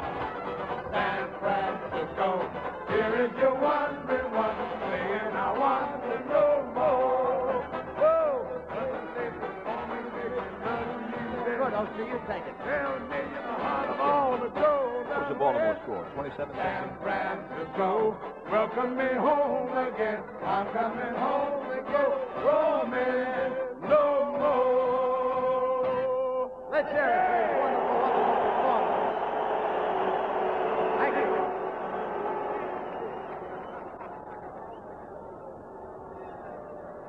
Ladies and gentlemen, let's thank all these great entertainments, Mr. Pat Henry, Mr. O.C. Smith, Mr. Johnny Mathis, and Mr. San Francisco, Tony Bennett. We're almost ready to begin the second half with Dallas kicking off to San Francisco. Today's National Football League game is being brought to you by New York Life Insurance Company and your local New York Life agent, and by Ford and your Ford dealer, who bring you the better idea cars for 1971, and by American Airlines. It's good to know you're on American Airlines. And by Schlitz. When you're out of Schlitz, you're out of beer. The Dallas Cowboys San Francisco 49ers game will continue after this brief intermission. If I looked like this, I'd get the ho-ho-ho. I'd like to get rid of some of the gray, but not all of it. Announcing Grecian Formula 16. It's practically clear. As easy to use as hair tonic. No mess. Use it every day until you slowly, gradually get rid of as much gray as you want. Some of it or all of it. Then once a week or so to keep it that way. Grecian Formula 16. You control how much gray you slowly get rid of. Some of it or all of it. You cut yourself like that before the big dive tomorrow, you'll draw sharks. Shark? Use Edge Protective Shave. I use this. Call that protective? Edge is a gel. This gel lubricates better than that foam. You get a smooth shave? Yeah. And I hardly cut myself anymore. It's that lubrication, I guess. No nicks, then. No cuts. And no sharks. Edge Protective Shave. Highlights of the first half where San Francisco and Dallas are tied 3-3. John Brody throwing to Gene Washington, who had gotten behind Herb Adderley. Washington down at the Dallas 10. These are the points for San Francisco. A field goal by Bruce Gossett of 16 yards. That's still first quarter. Dallas on the attack. And this has been typical. This is Dwayne Thomas. And he's been spectacular in the first half, as he has been throughout the year. Thomas again. And this has been the basis of the Dallas attack. Control the ball, run it throughout most of the first half. And that's what they've done. And with Thomas, they've been able to do it successfully. Morton to Ditka. But San Francisco held short of a first down. Mike Clark got a field goal. These are Baltimore highlights now, courtesy NBC Sports. Oakland fumble. And Baltimore recovered. This was the first big break of their game in Baltimore. A game won by the Colts 27-17. John Unitas hitting here Eddie Hinton, who almost gets in for a Colt touchdown.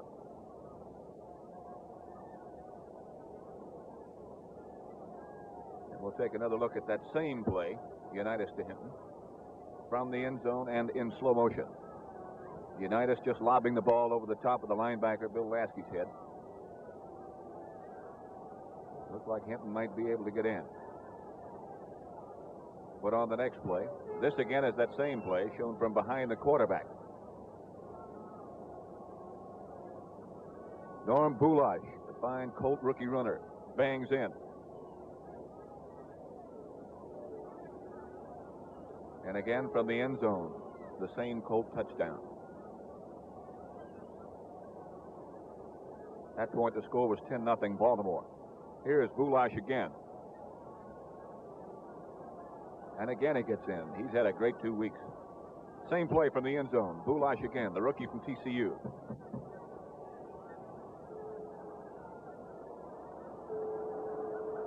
At that point, the score was 20-10. Now here is George Blanda throwing to Warren Wells for an Oakland touchdown. Darryl LaMonica had left the game as he pulled a groin muscle. Here it is again. Blanda to Wells.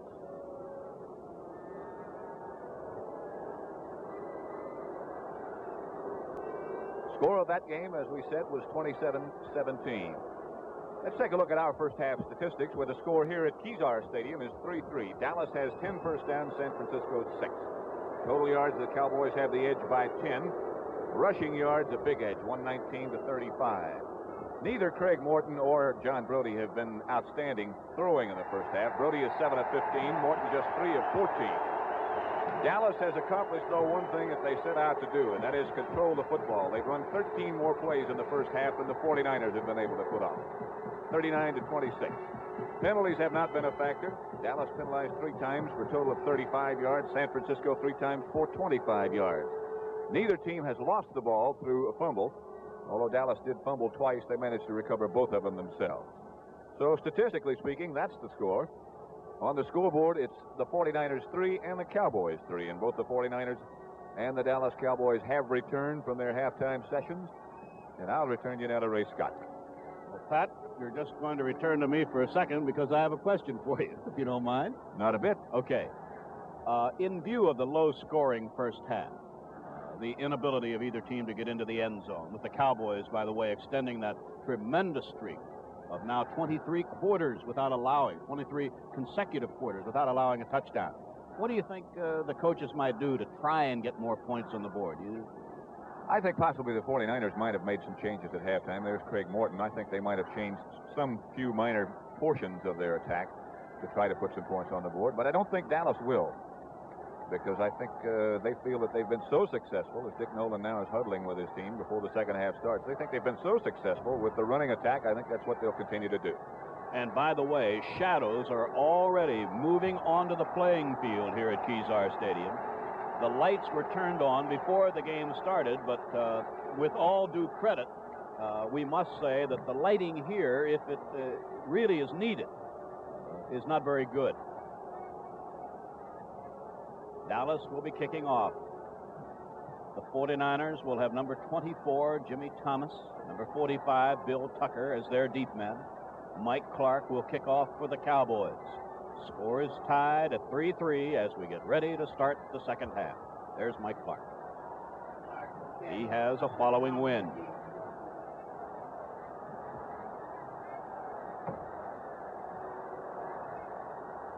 Jimmy Thomas at the 3.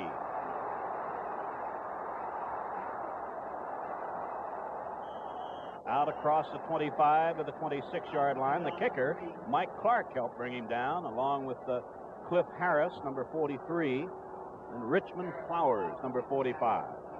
So the 49ers, with John Brody at quarterback, will start from the San Francisco 26-yard line. Now receivers will be anyone who breaks out to the left and looks back toward the quarterback will be looking into the rays of the sun. Witcher right, Washington left, Cunningham, and Willard, the running backs. Willard is met behind the line by number 66, and that's Big George Andre. Result, if anything, a loss of a yard, and it'll be second down and about 11.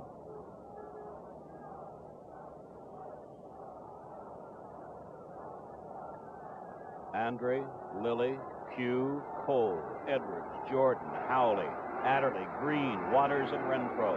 That's the Dallas defense. This is Cunningham, and a marker is down. Preliminary signal indicates the infraction by the 49ers. The marker was dropped at the 23-yard line. There was a gain on the play of about 5 yards, holding San Francisco. I think we're seeing, you asked me about whether or not the 49ers might have changed their method of attack. I think they feel really that they've got to run against Dallas and make them respect the run to make their passing game more effective than it might normally be. But having to and getting it done is something else again. So back goes the ball on the holding penalty, half the distance to the goal line. The holding occurred at the 24-yard line. It's back at the 12. They, must reach the 36-yard line, so it's second and 24. Witcher is wide right. A lot of defensive changes now. We don't have a chance to give all of them to you on the part of Dallas. This is Willard. And he's nailed after a gain of just a yard. Bob Lilly. George Andre again. And it'll be third down and 23. Among other things that Dallas does in a situation like this, when they feel the other team has to pass, is go with 3 rush linemen, just 3 men up front. They put in an extra linebacker. D.D. Lewis is in. They also put in an extra defensive back. Mark Washington is the additional defensive back. This is third and 23 now. This is Willard. Out to the 19-yard line. It'll be fourth down, and Steve Spurrier comes in. He'll have to punt into the wind with 13 minutes left to play in the third quarter. And the score tied at 3-3. And a point you brought up a minute ago, Ray. Now, Dallas, their 2 deep men, who are Dan Reeves and Bob Hayes, will be looking directly into that sun that you mentioned a minute ago. It might be a factor as far as San Francisco's receivers were concerned. But now Hayes and Reeves face that same problem. Spurrier inside the 10.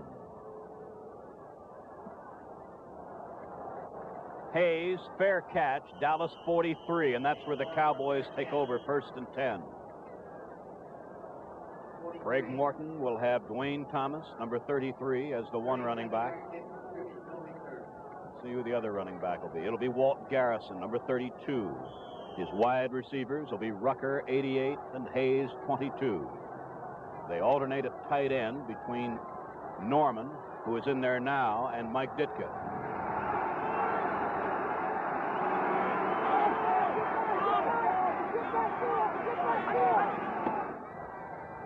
This is Thomas.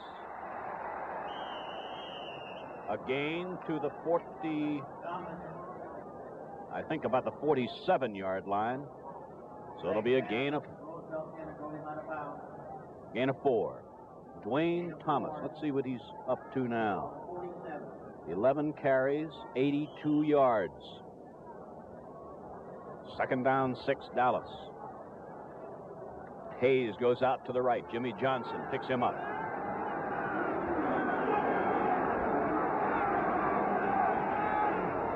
That's Rucker in motion.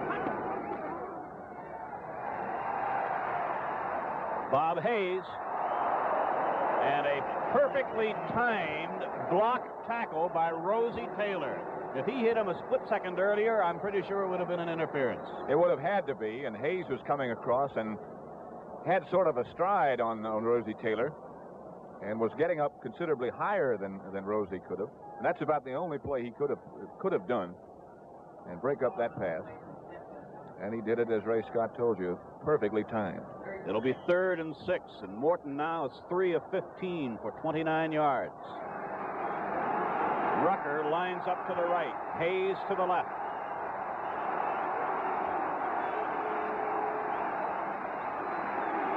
The blitz. And Dave Wilcox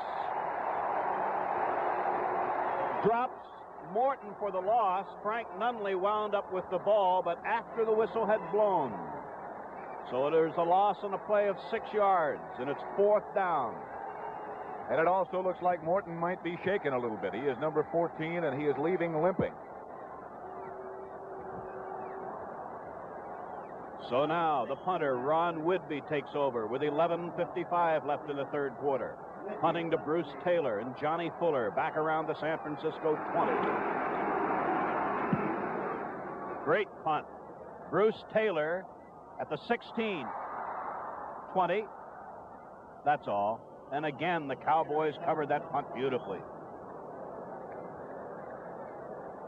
With the score, Cowboys 3 and the 49ers 3. Let's pause for a moment.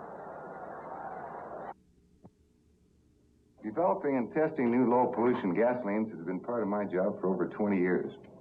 But even if I were not concerned about cleaner air, I'd still use Union's new low-lead Regular 76 in my car.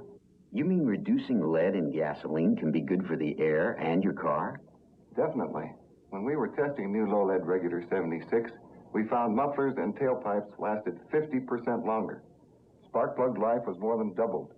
When we reduced the lead by 80% to the low level that car makers recommend for today's cars, we found that critical engine parts wore longer. So that extra penny a gallon you pay for new low-lead Regular 76 buys a lot more than cleaner air. It's the best engine life insurance you can buy. If you're for improving our air and extending the life of your car's engine, drive into any Union 76 station displaying this sign, 80% less lead. Fill up with new low-lead Regular 76 and get the spirit of 76.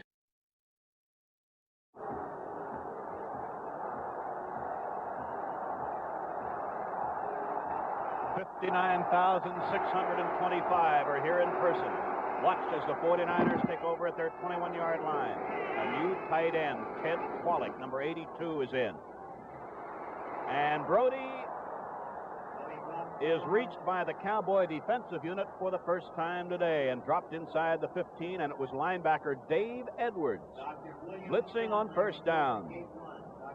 And, Pat, you were right about Craig Morton leaving the field and being slightly injured, because there's the other Dallas quarterback, Roger Staubach. Loss on that play of 7 yards, 2nd and 17. Washington to the left, Rucker to the right, Cunningham and Muller to the running backs. Intercepted, linebacker Leroy Jordan. The ball was tipped, I believe, as it was thrown, and the Cowboys have a first down on the first interception of the game. Watch Larry Cole, number 63, and give him just as much credit as Jordan, because it's he who puts the rush on John Brody and hurries this throw. Jordan beats Cass Banaszak.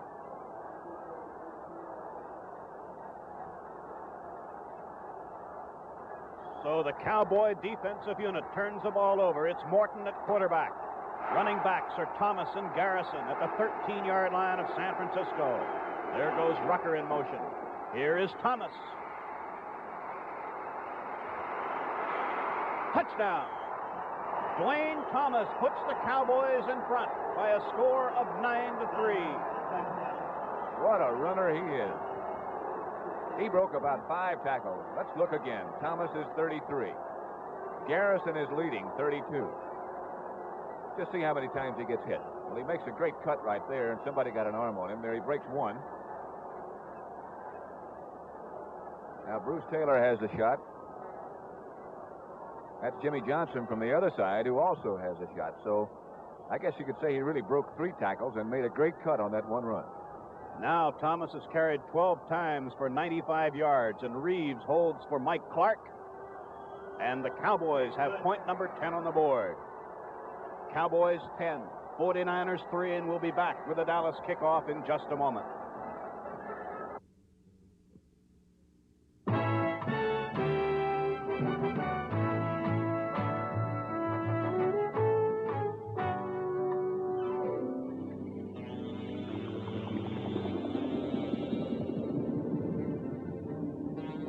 treasure hunt isn't a kid's game when you're living and your life depends on it.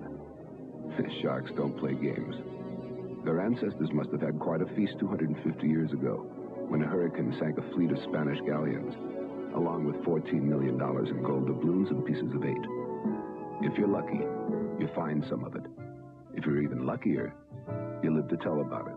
And man, that's when you know what life really is. You only go around once.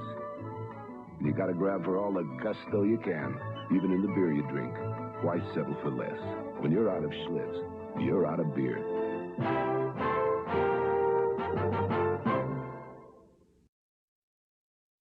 There's Jimmy Thomas back inside the 5, and to his right, Bill Tucker. Mike Clark kicks off. Jimmy Thomas. Yep, he's going to run it out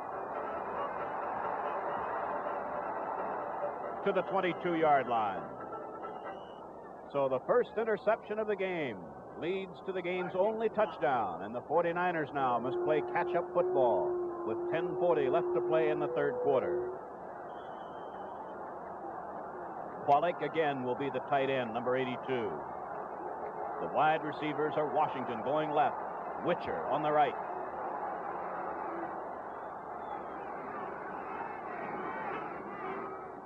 On first down for Washington.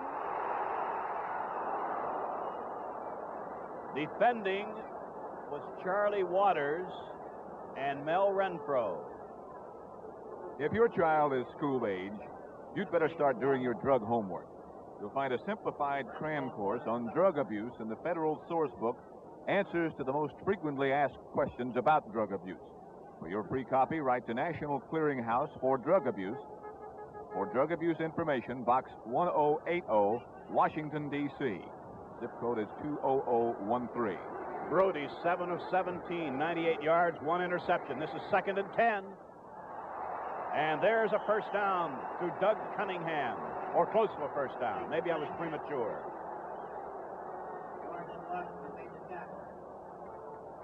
It is a first down. So the 49ers move it out to the 49er 32-yard line.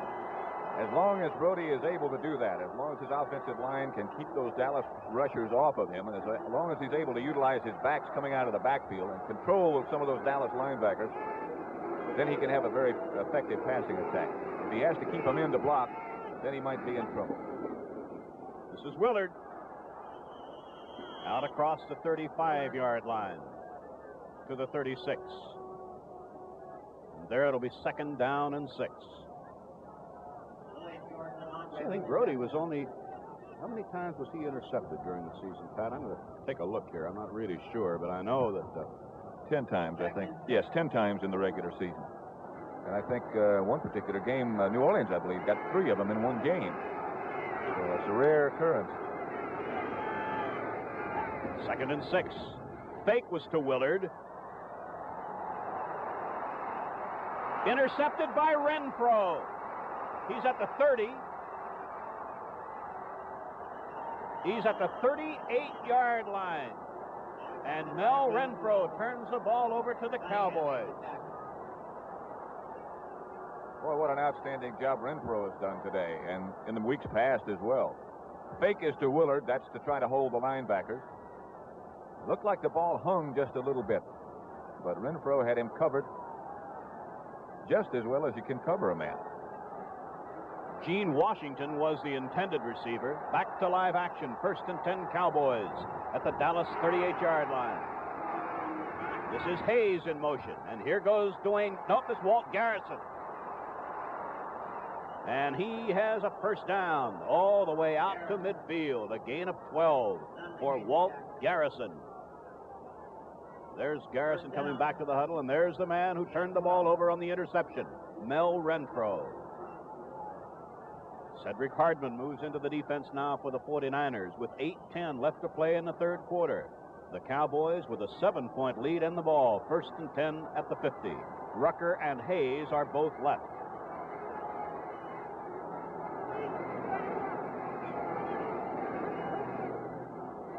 Dwayne Thomas, and only about a yard.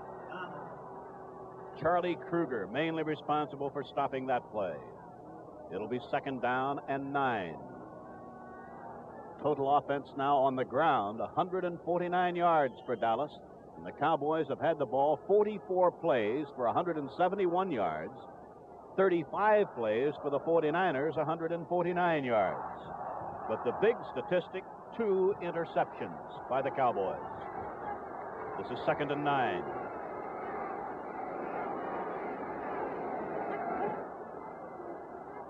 This is Thomas. Penalty marker down. Preliminary signal holding against the Cowboys, number 73, Ralph Neely.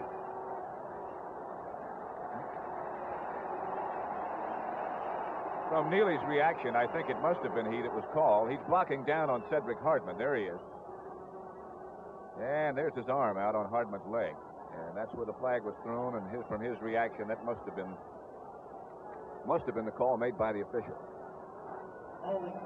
Tommy Bell gives the signal. The ball is back at the Dallas 37-yard line. It is 2nd and 23. Time left third quarter, 7 minutes, 14 seconds. Cowboys lead 10-3. Leroy Jordan intercepted a pass at the 49er 13-yard line. And Dwayne Thomas scored the touchdown. Thomas is wide left. Hayes in motion left. And the blitz is on. This is Garrison. He's at midfield. He's at the 40-yard line, and he might have a Dallas first down. On 2nd and 23, as Morton eluded the blitz and got the ball to Garrison. Skip Vanderbunt made the tackle. It's a screen pass. Garrison is sitting back in the backfield. He just lets the on-rushers sift through and get by him a little bit. A blitz was coming from San Francisco, and about the best call you can make against a blitz is a screen pass. And don't forget that it's Tom Landry, the Dallas coach, that's calling these plays, too. And that, by the way, is a first down. And it's at the 49er 40-yard line. 6 minutes and 30 seconds left in the third period.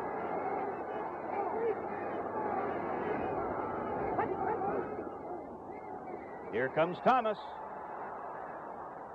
He's picked up about 6 yards on first down before Bruce Taylor and Earl Edwards made the tackle.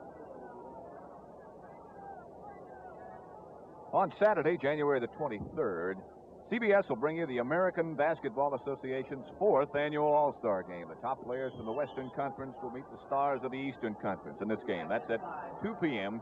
Eastern Time, and it's on January the 23rd. The Cowboys' Dwayne Thomas has now gained 102 yards in 14 carries.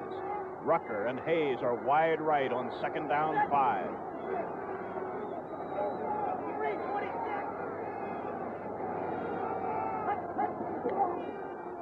Thomas, first down. He's inside the 30.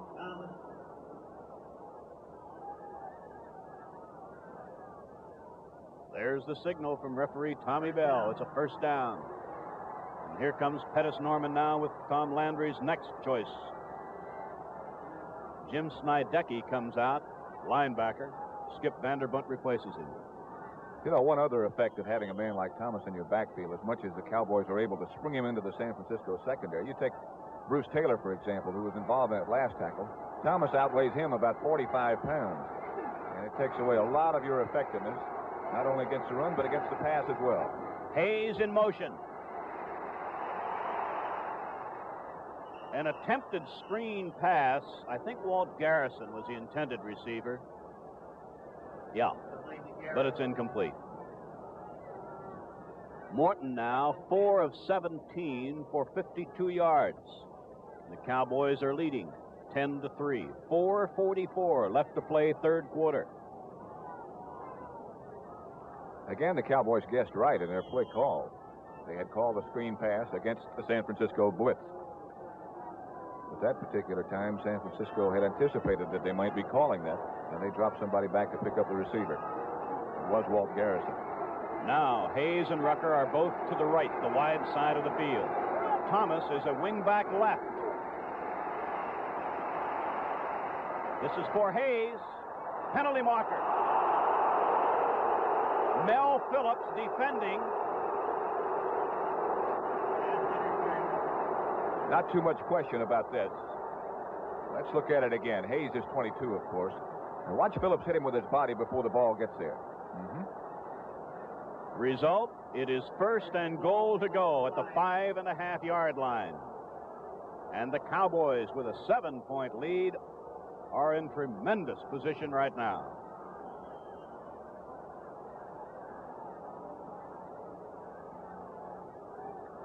Hayes breaks out of the huddle to the right. Tight end Norman is on the left side.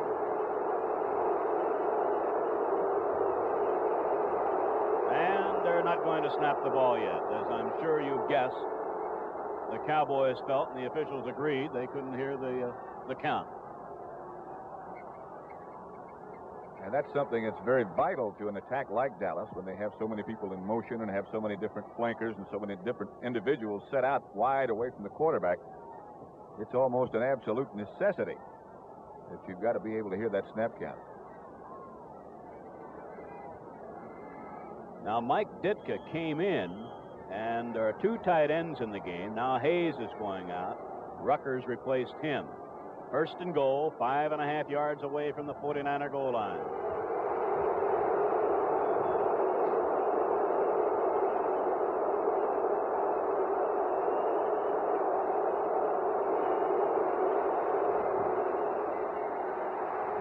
Hey, this is Walt Garrison.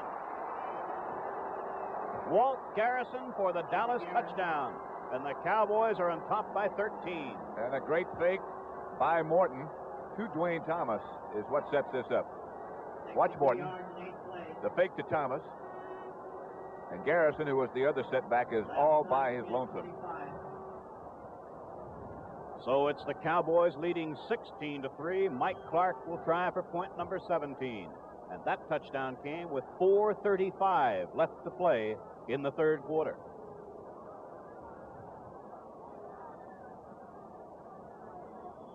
The Cowboys lead by 14. It's 17-3. And we're going to pause 5 seconds for station identification.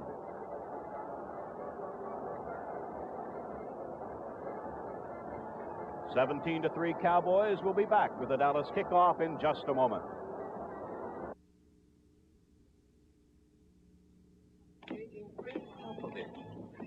Wow! Yeah, wowee. How much they charge for a room in this hotel? Where did you hear about this place, anyhow? My cousin Jessica. The deodorant heiress. Paging Law H.P. McKinsey. Yes, Countess, thank you. Please register. Velvet. The pen is pure velvet. Ah, General. We've reserved your usual suite and a suite for your horse, of course. Naturally, sir, you'd prefer a suite with a sitting room. Huh? Oh, no. Oh, no, we're not big on sitting. We lean exclusively. Before you go anyplace, American Airlines suggests you see a travel agent. He knows where not to go. He knows exact prices, and he'll get the most for your money. My wife's cousin, by the way, is a deodorant heiress. Jimmy Thomas again is back, along with Bill Tucker, for Mike Clark's kick. This is Bill Tucker at the 3. He brings it out to the 27-yard line, and the 49ers. And come to think of it, Pat, the 49ers have had to play catch-up football quite a few times this season. Many times they had to come from behind in the second half, and were able to do it. In fact, the 3rd quarter was their biggest scoring quarter. It's when they were most effective. They got 4 minutes and 18 seconds left now. Wide right, Witcher. Wide left, Washington. Washington, 33-yard line.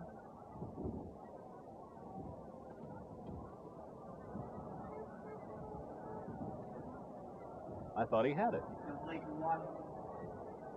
Well, I did too.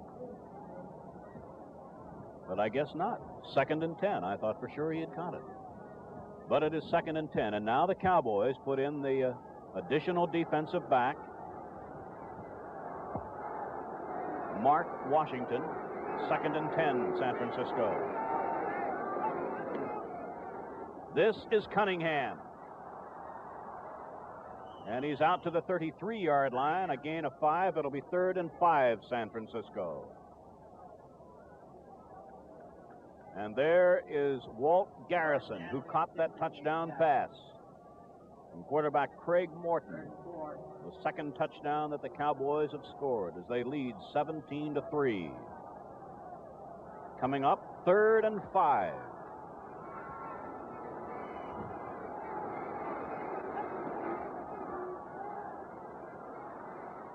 This is tight end Bob Windsor, and he has a first down at the 45-yard line.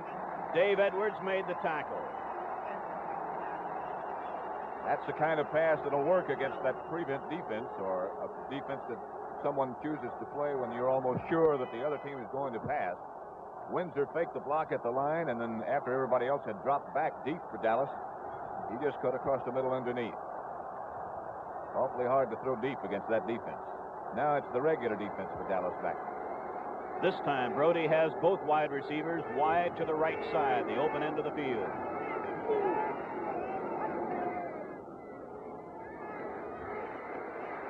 This is Willard, and he looked into that sun and he lost the ball. He was all alone, no one within 15 yards of him. And remember, we told you, as the sun is very low on the horizon. Let's take a look at it. Well, you can see the shadows on the field right there. Willard comes out of the backfield, and he is all alone, but he's looking right back into the sun, and I don't think there's any question about the fact that he lost it. I was just noticing secondary men for Dallas shading their eyes before that play started. Shadows now over about 3/4 of the field. It is a 2nd and 10 now from the San Francisco 45.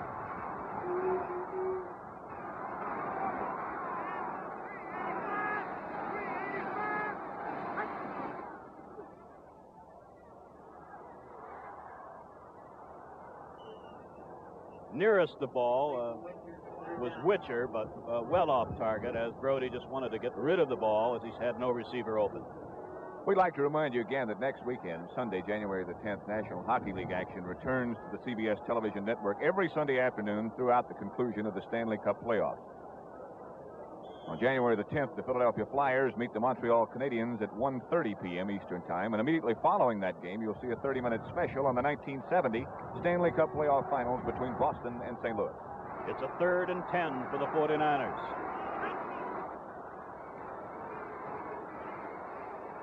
All alone is Windsor. And he has a first down at the 26-yard line.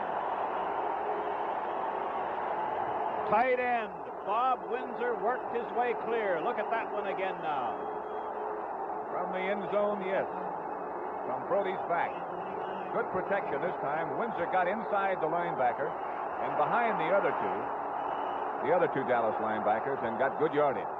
The 49ers are getting close.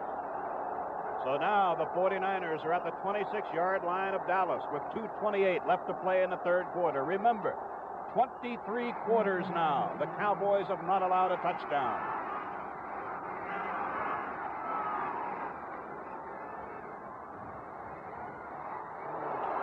Almost intercepted by Cornell Green, and then it got away from him, and Bob Windsor almost had it. It all adds up to an incompletion in 2nd and 10. Now Ted Kwolek checks in place of Windsor. 10 of 25 for Brody, 140 yards, 2 interceptions. One by Jordan, one by Renfro. Following those interceptions, did the Cowboys score their touchdowns as they lead 17-3. Witcher to the right, Washington to the left.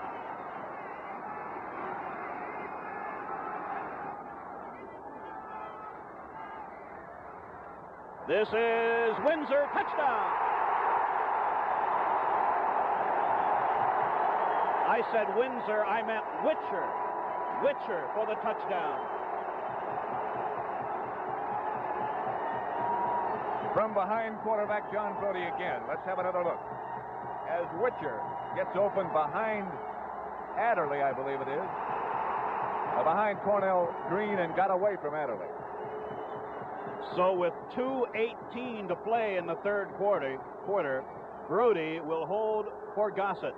And that string of consecutive quarters stops at 23 plus without allowing a touchdown by the Cowboys.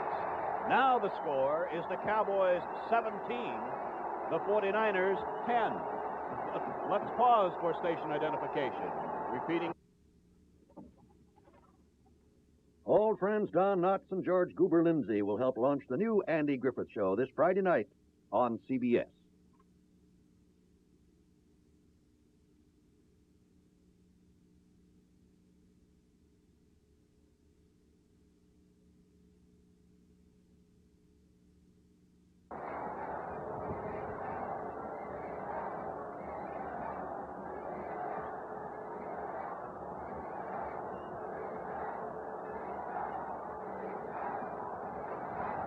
Number 46 is the Cowboys' Mark Washington.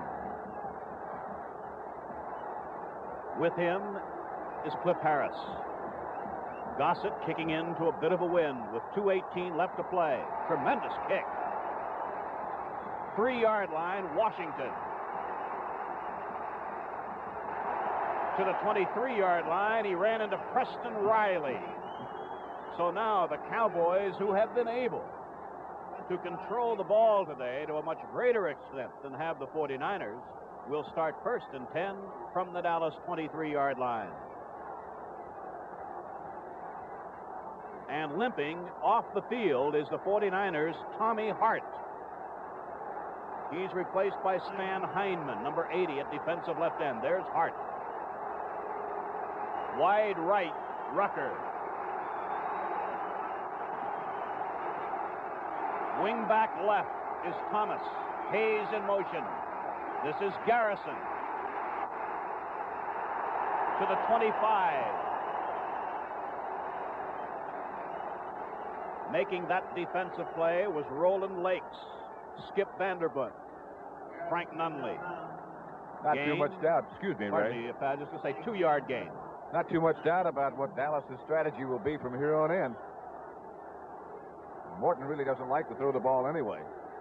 The Cowboys on the ground have gained 163 yards, and Thomas has 108 of those yards. 2nd and 8. This is Garrison. And he's out to the 31, where it'll be 3rd and 2. 1:45 left to play third quarter. Earlier today, the Baltimore Colts defeated the Oakland Raiders to win the American Football Conference title.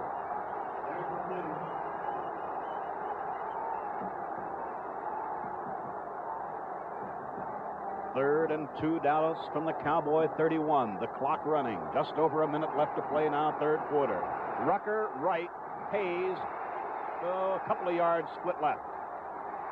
This is Dwayne Thomas. Ball in the air. It's caught by Rucker. And I believe he caught it about a half a yard beyond where the Cowboys needed to go for a first down. Ball just popped out of Thomas's hand. Here is Thomas, the tailback, the deep back in the Dallas setup. He doesn't have the first down when he's hit. The ball got loose, and that's Rucker standing at the top of your screen. Let's take another look at it now. Rucker is 88. The ball pops right to it. Ooh, that's a big play. So the Cowboys have a first down at the Dallas 34. Rucker in motion. Here comes Thomas. Around Bruce Taylor. He has a first down out at the 47-yard line. He is absolutely something else. Dwayne Thomas. Size and speed and moves, he has it all. I think he gave you an indication right there of how much speed he does have. It looked like Bruce Taylor had a good angle on him, and he just turned it on and got to the outside and got a first down. He is absolutely amazing. He went out of bounds, and that stopped the clock with 25 seconds left to play in the third quarter. Total rushing yardage now for the Cowboys, 195. The fake was to Thomas. The pass is to Garrison. And he's inside the 20. The ball is ruled to have been dead. A penalty marker is at the 30-yard line of the 49ers. Bob Hayes over, questioning one of the officials. Just have to guess it's a clipping call against Dallas from their reaction. And there was somebody over there blocking for Garrison. 14 seconds left in the quarter as referee Tommy Bell measures off 15 yards. The foul occurred at the 30. The ball comes back to the San Francisco 45. Let's take another look. As Morton again faked to Thomas, Garrison gets out in the open. I believe that was Bob Hayes who flashed across your screen and threw what looked like a block on Jimmy Johnson, I think. But the officials, of course, were very close to it. Now the 49ers have lost, at least for the time being, linebacker Dave Wilcox. That is he limping off the field. So now the linebackers will be Ed Beard, Frank Nunley, and Skip Vanderbunt. Tommy Hart came off limping a while ago. I don't believe he returned since he left the game.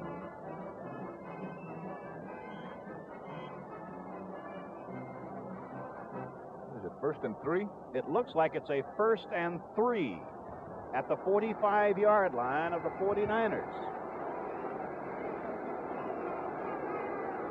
Rucker goes to the right in motion. This is Dwayne Thomas. Gained about 2 yards that time. And that undoubtedly was the final play of the third quarter. Oh, we're going to have a timeout for a measurement. 4 seconds left. Dwayne Thomas slowly getting up, but he's all right. He was just taking a little breather, I think. Well deserved. Boy, oh boy. How many times he carried now? 18 times for about 124 yards.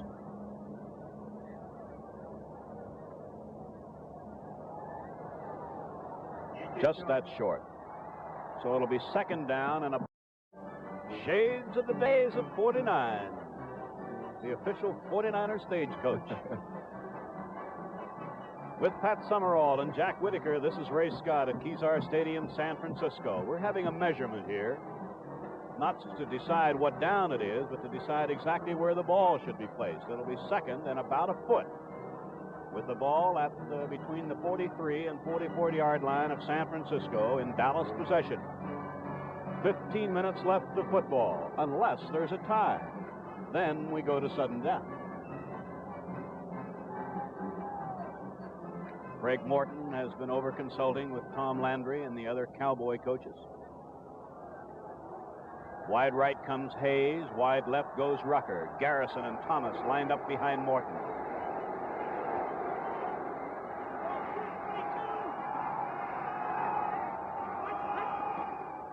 There goes Thomas. Looks like he has a 1st down at the 42-yard line. 1st and 10, the Cowboys. Total offense now.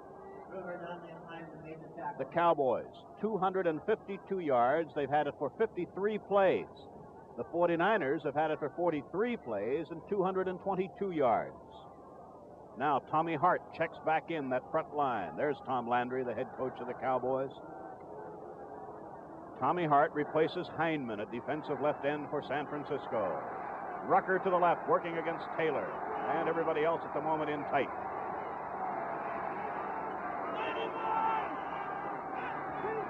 Hayes in motion. This is Garrison. And he picks up about 5 or 6 yards on 1st down, and it'll be 2nd and 4. And what a job this Dallas offensive line has done today. Neely, Nyland, Manders, Nye, Wright, and either Norman or Ditka at tight end. It's been just amazing that they've been able to do to such a great degree what they set out to do, and that was to keep the ball away from San Francisco and control it. Obviously, when you run it as much as they do, you figure to do that.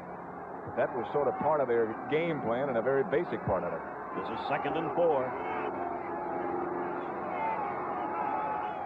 Rucker in motion. This is for Hayes.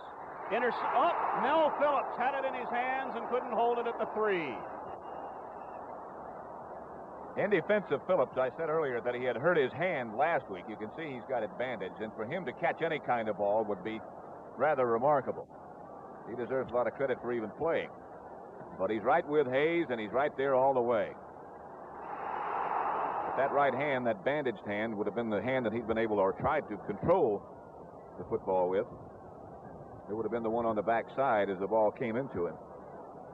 And it is heavily bandaged. Excuse me, Ray. Statistics on Morton, 6 of 20, 80 yards, no interceptions.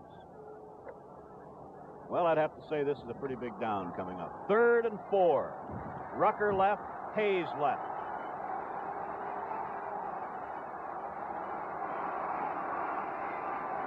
Garrison in motion. Here is Thomas. First down. Fumble. And the Cowboys get it back at the 23-yard line. Number 61, Blaine Nye. Thomas, of course, had his first down. Here he is, number 33, Hayes in motion. Got his first down, no doubt about it. He got really popped right across where he was carrying the ball. And that's twice Dallas has been able to get a rebound on a fumble like that. So it's a first down for the Cowboys at the San Francisco 23-yard line. Thomas now has carried 20 times for 135 yards. 12:56 left to play in the game. The Cowboys lead by 7.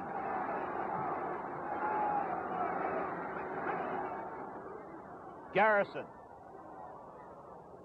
And he's right in front of the goalpost at the 17-yard line after a gain of 6.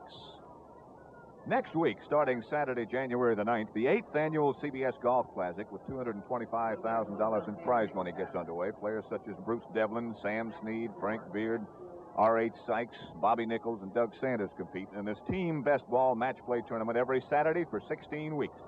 The opening match, January the 9th, has Tom Weisskopf and Bert Yancey against Hale Irwin and Howie Johnson. Here's a 2nd and 5. Garrison to the 16.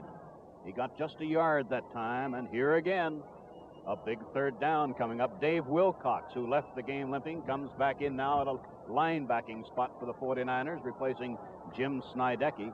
It's a 3rd and 3 at the 16-yard line. The clock is running. 11:45 left to play. If I were calling defense, I think I'd start keying on number 33 for Dallas, Dwayne Thomas, in a situation like this.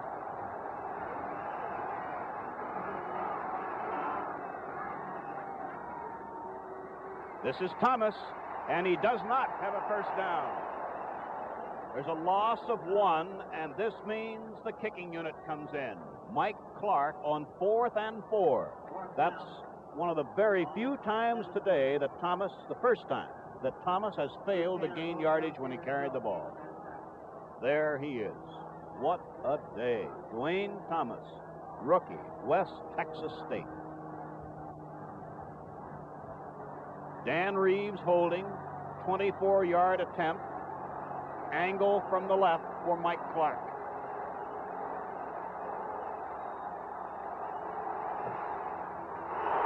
It is not good. It is wide to the right. And the 49ers have the ball at their 20-yard line with 10:45 left to play. So with the score, the Cowboys 17 and the 49ers 10. Let's pause for a moment.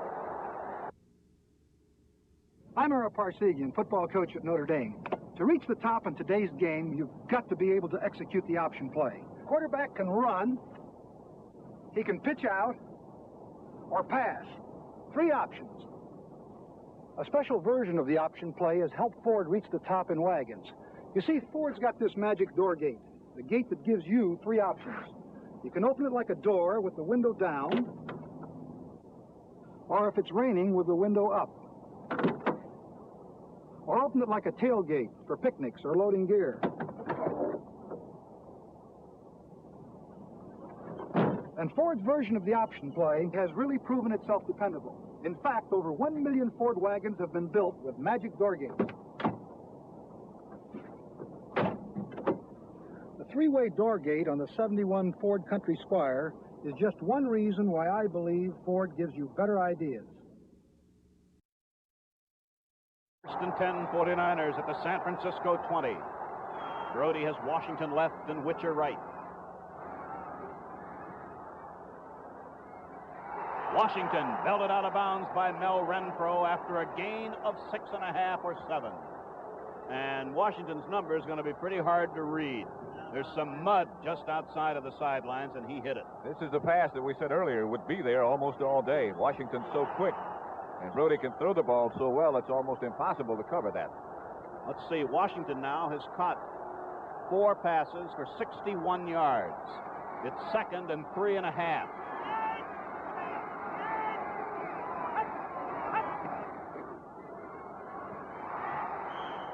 Close to a first down. Ken Willard.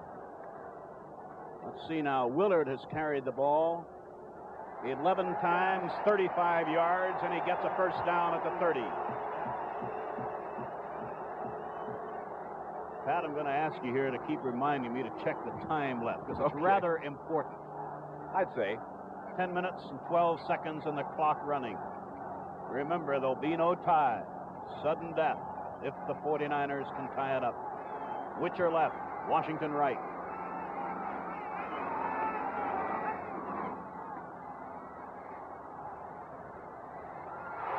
This is Witcher.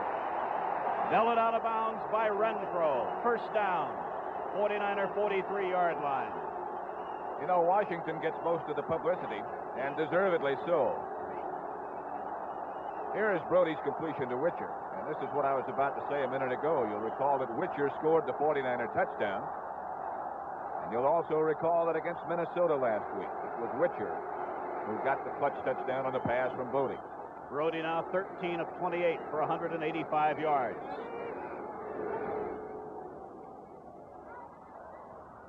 The ball was tipped and was short of Doug Cunningham. A screen was set up with Vanasek and Woody Peoples out in front of Cunningham, but a great rush by the Cowboys.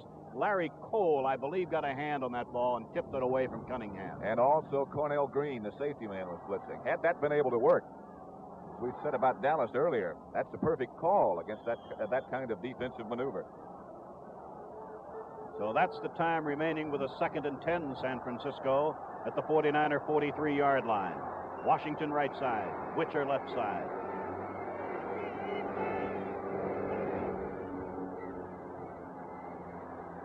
Washington.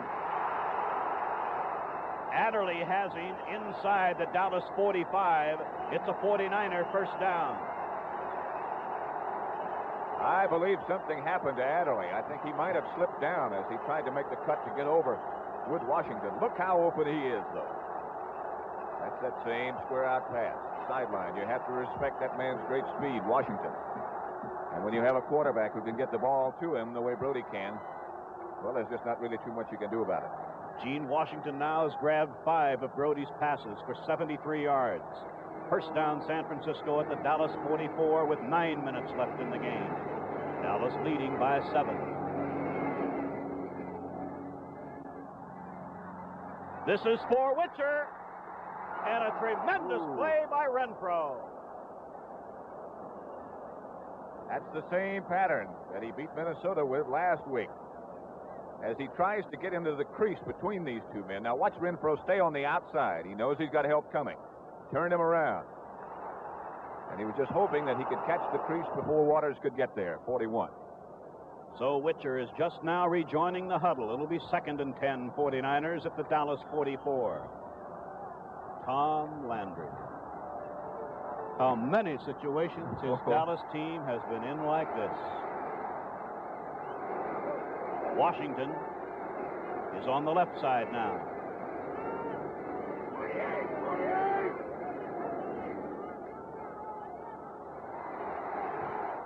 Willard is inside the 40 at the 39-yard line, and it'll be a 3rd and 5 for the 49ers. Wow, you talk about a succession of 3rd down situations. Here is yet another. 17-10 Dallas broke a 3-3 tie with 2 touchdowns here in the second half. They led 17-3, but then Brody hit Witcher, and now it's 17-10. Windsor has been inactive lately. Let's see.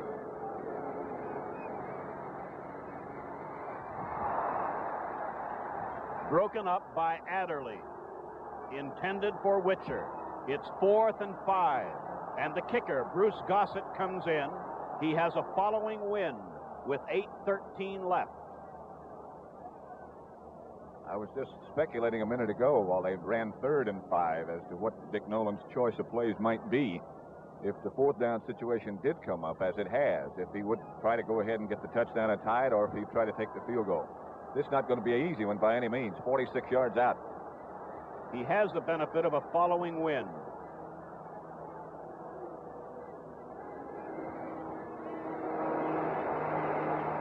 It is off to the side.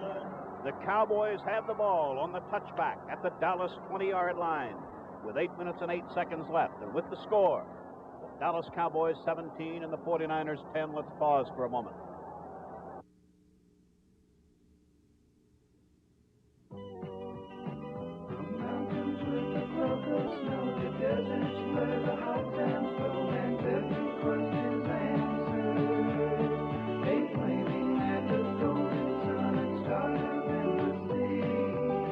Have you ever flipped a coin? Heads for north, tails for south. Have you ever found yourself in the middle of nowhere with a flat and found out the spare was the same way? Living easy. The Western man is just about the only man on earth who can still know what it's like to live. For almost 40 years we've lived here, brewing the kind of beer that goes with the life of the Western man. The Western man. Living's his life. Lucky's his beer.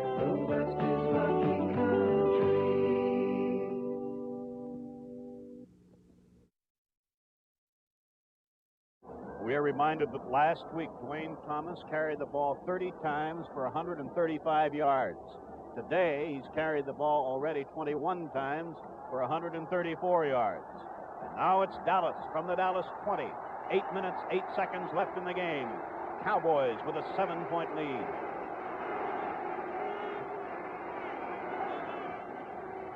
This is Garrison for 2.5 or 3. On Sunday, January the 24th, the greatest stars in pro football will meet in the annual AFC-NFC Pro Bowl game at the Los Angeles Memorial Coliseum. That'll mark the first time the American Conference stars will meet the National Conference stars. 7 of these players that we're watching today will be competing in that game. From San Francisco, Gene Washington, John Brody, Dave Wilcox, and Jimmy Johnson. From Dallas, John Nyland, Bob Lilly, and Mel Renfro. And all of them have certainly been outstanding today. This is a 2nd and 8 from the Dallas 22. Here's Dwayne Thomas. And a tremendous play by Mel Phillips.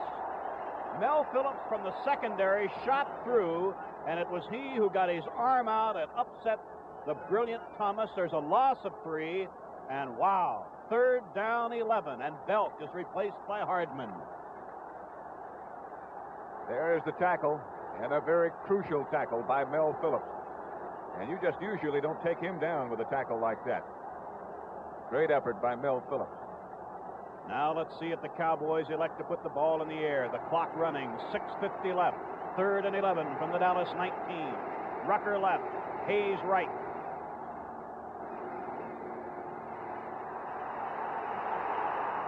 And a tremendous catch by Rucker. Morton did a fantastic job, and he is down on the ground. Quarterback Craig Martin was hit by Cedric Hardman just as he released that ball. And a tremendous play, Morton to Rucker, but Morton is hurt. There you can see that's Morton holding his right side.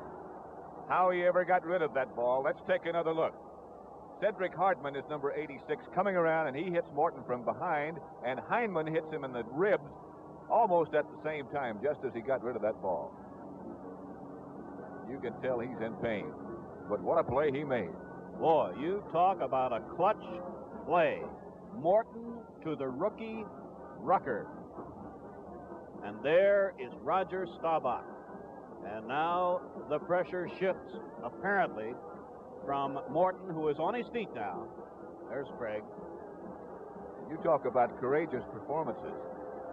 He's had a bad shoulder. He's had a bad elbow. He cut his hand. Played much of last year with a shoulder separation.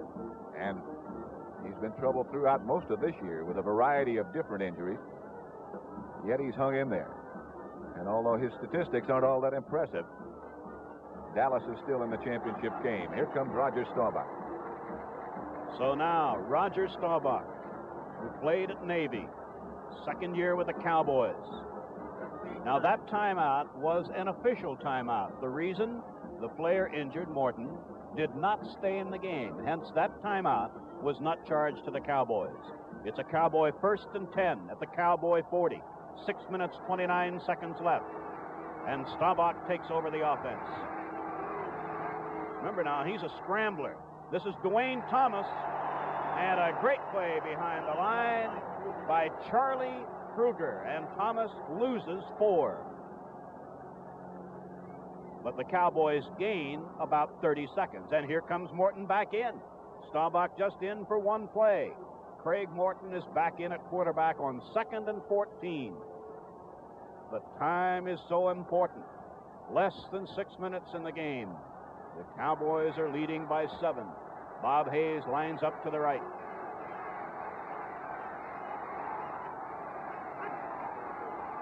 This is Thomas. And he gets it out to the 43-yard line, where it will be 3rd and 7.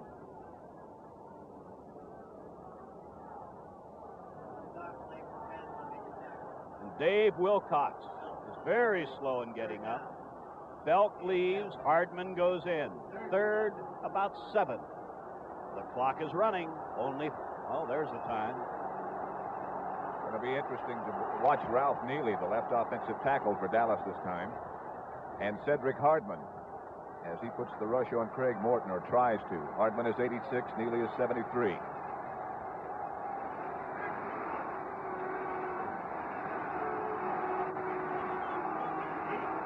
This is a 3rd and 7. The ball was tipped. It was intended for Rucker. It is 4th and 7. Jimmy Johnson defending, but I do believe that someone got a hand on Morton's pass. I'm not sure, but I think so. And if you were watching Neely block on Cedric Hardman that time, you know he did a good job. Hardman wasn't close. 49ers are going to get it back now with 4 minutes and 50 seconds. One of the reasons that the Cowboys are leading today is the fact that they have been able to cover their punts beautifully, or else keep it away from Bruce Taylor. Fair catch. Whitby did a beautiful job getting that high in the air, and the 49ers will have it at their 23-yard line. With a score, the Dallas Cowboys 17 and the San Francisco 49ers 10. Let's pause for a moment.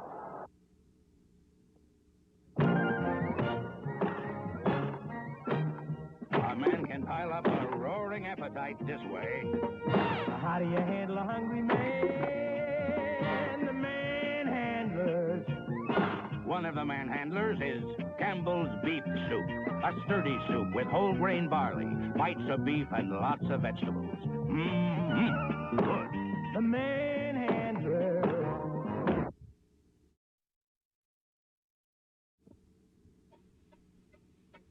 Should my boy be a doctor? Or an architect? Or maybe a professor? Whatever he picks, he'll need training. That's where New York Life is helping. This life insurance guarantees my guy will have cash for college. Talk it over with your New York Life agent. It sure makes the future look a lot happier. Right, Professor? Right.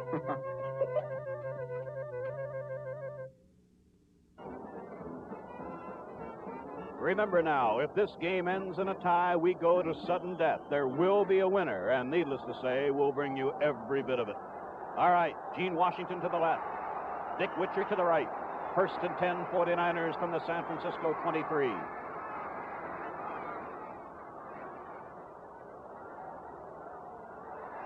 The catch is made, and a very short gain to the 26. Cunningham tackled immediately by linebacker Chuck Howley.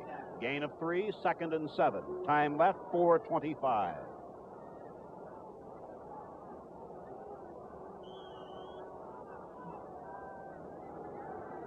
Brody now getting close to the 200-yard mark.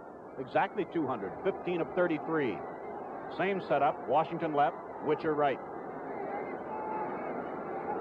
This is a 2nd and 7. This is Kwolek, the tight end, and he's close to a first down at the 33. He's tackled by linebacker Dave Edwards. We're going to have a measurement here. Leroy Jordan, number 55, was in on the play. Now Bob Windsor comes in, tight end for the 49ers. This measurement stops the clock with 3:54 left.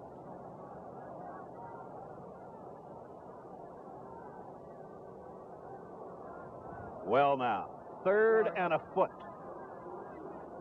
We'll have 2 tight ends in. Remember against the Raiders? 3rd and a foot. He sent Tucker out of the backfield, did John Brody, and hit him for a touchdown.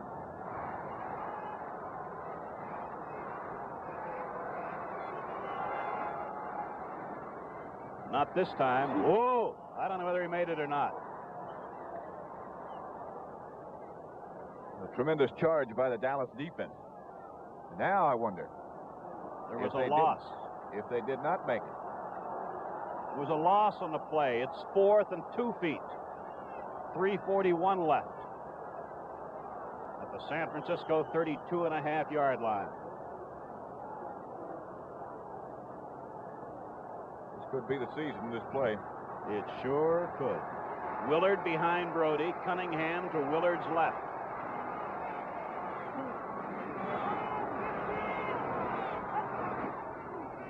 Fourth down. The catch is made for the first down by Dick Witcher. Herb Adderley made the tackle, but a first down by 2 yards at the 35. Here it is. This is Witcher, and you talk about your gutsy calls. How about this on 4th and 2 with time running out? And a crunching tackle by Herb Adderley. Less than 3 minutes now remaining in the game. Down goes Brody. He held on to the ball somehow, but there's a loss of 10 as Bob Lilly was the first to get to him. Now it'll be 2nd and 25 from the 25-yard line with that much time left.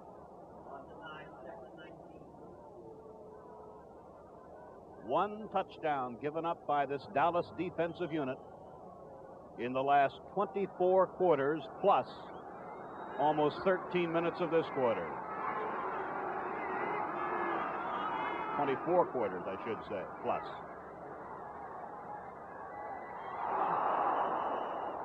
Defending was Jordan. Intended receiver was Kwolek. It'll be 3rd and 20 with 2:27 left. And all of the skill and experience of now 14 years in the National Football League in the person of John Brody, and if ever a man had to come up with something. Now, D.D. Lewis comes in. Tom Stinsick comes in. Mark Washington comes in. Defensive changes for Dallas on 3rd and 20. And against this defense, there is Tom Landry. And I've heard it said he's not emotional. What do you think?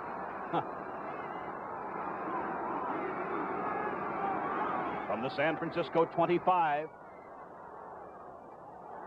Gene Washington made the catch. It is not a first down. It'll be 4th and 7 from the 38 with 2:15 left. And let's see. We have a timeout. Here's Washington getting the double coverage. Mark Washington cut him down, in fact, at the line of scrimmage. That's some effort to get up and make a reception like that. Brody is checking with his coaches on the sideline about what this play should be. And in a situation like this, 4th and 7, you'd welcome all the help and all the advice you could possibly get from anybody. John Brody, 18 of 37, 221 yards. While this huddle is going on this side of the field, Gene Washington has caught 6 of those passes for 85. Meanwhile, Tom Landry on the other side of the field. Now that's Reggie Rucker he's talking with, the fine young wide receiver. Well, John Brody's back in the 49er huddle. And in a moment, we'll know what Dick Nolan and his staff have decided on 4th and 7 from the San Francisco 38 with 2 minutes and 15 seconds left, and the Cowboys leading 17-10.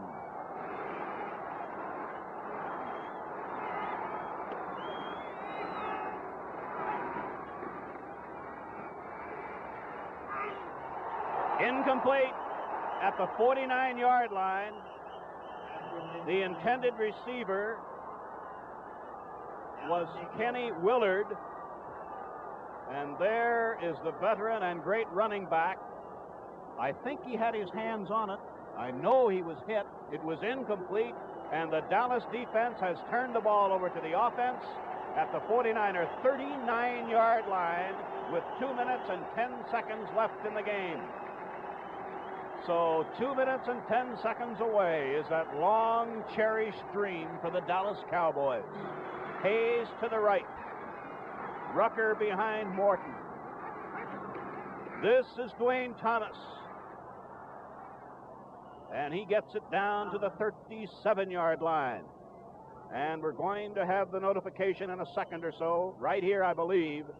Yes, 2 minutes left with a score. Cowboys 17, 49ers 10. Let's pause for a moment.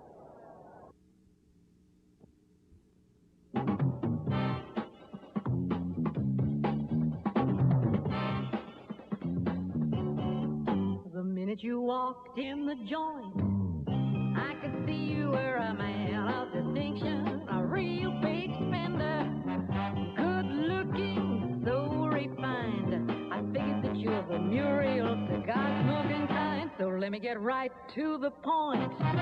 You're right in style when you're in Muriel's company. Hey, big spender,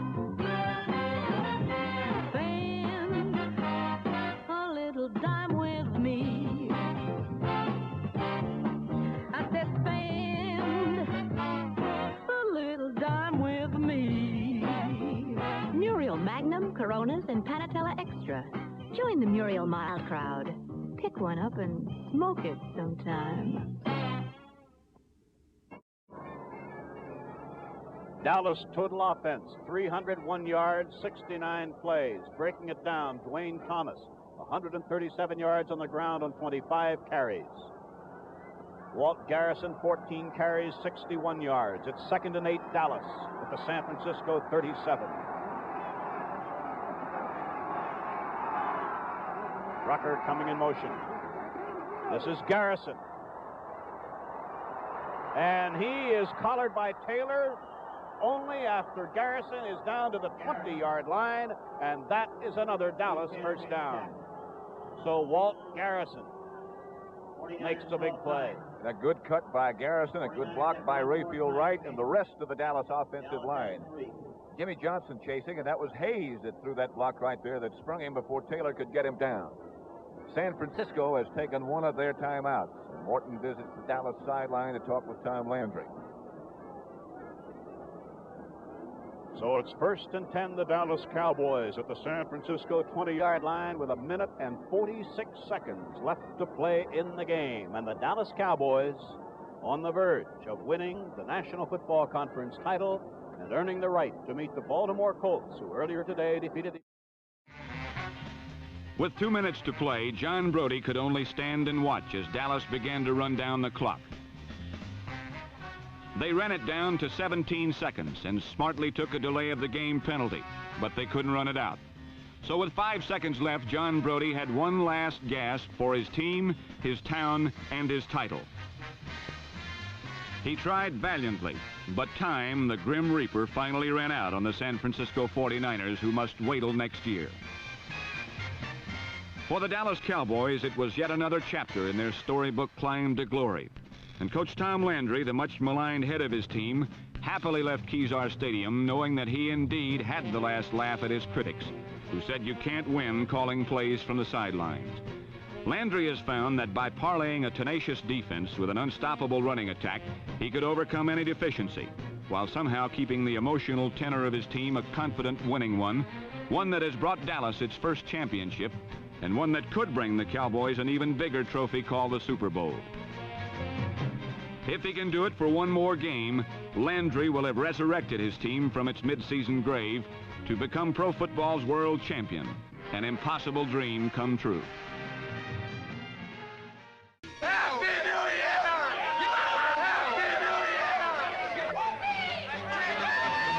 Losses in the last 4 years. It's a great reward for these fellows who worked so hard to get there.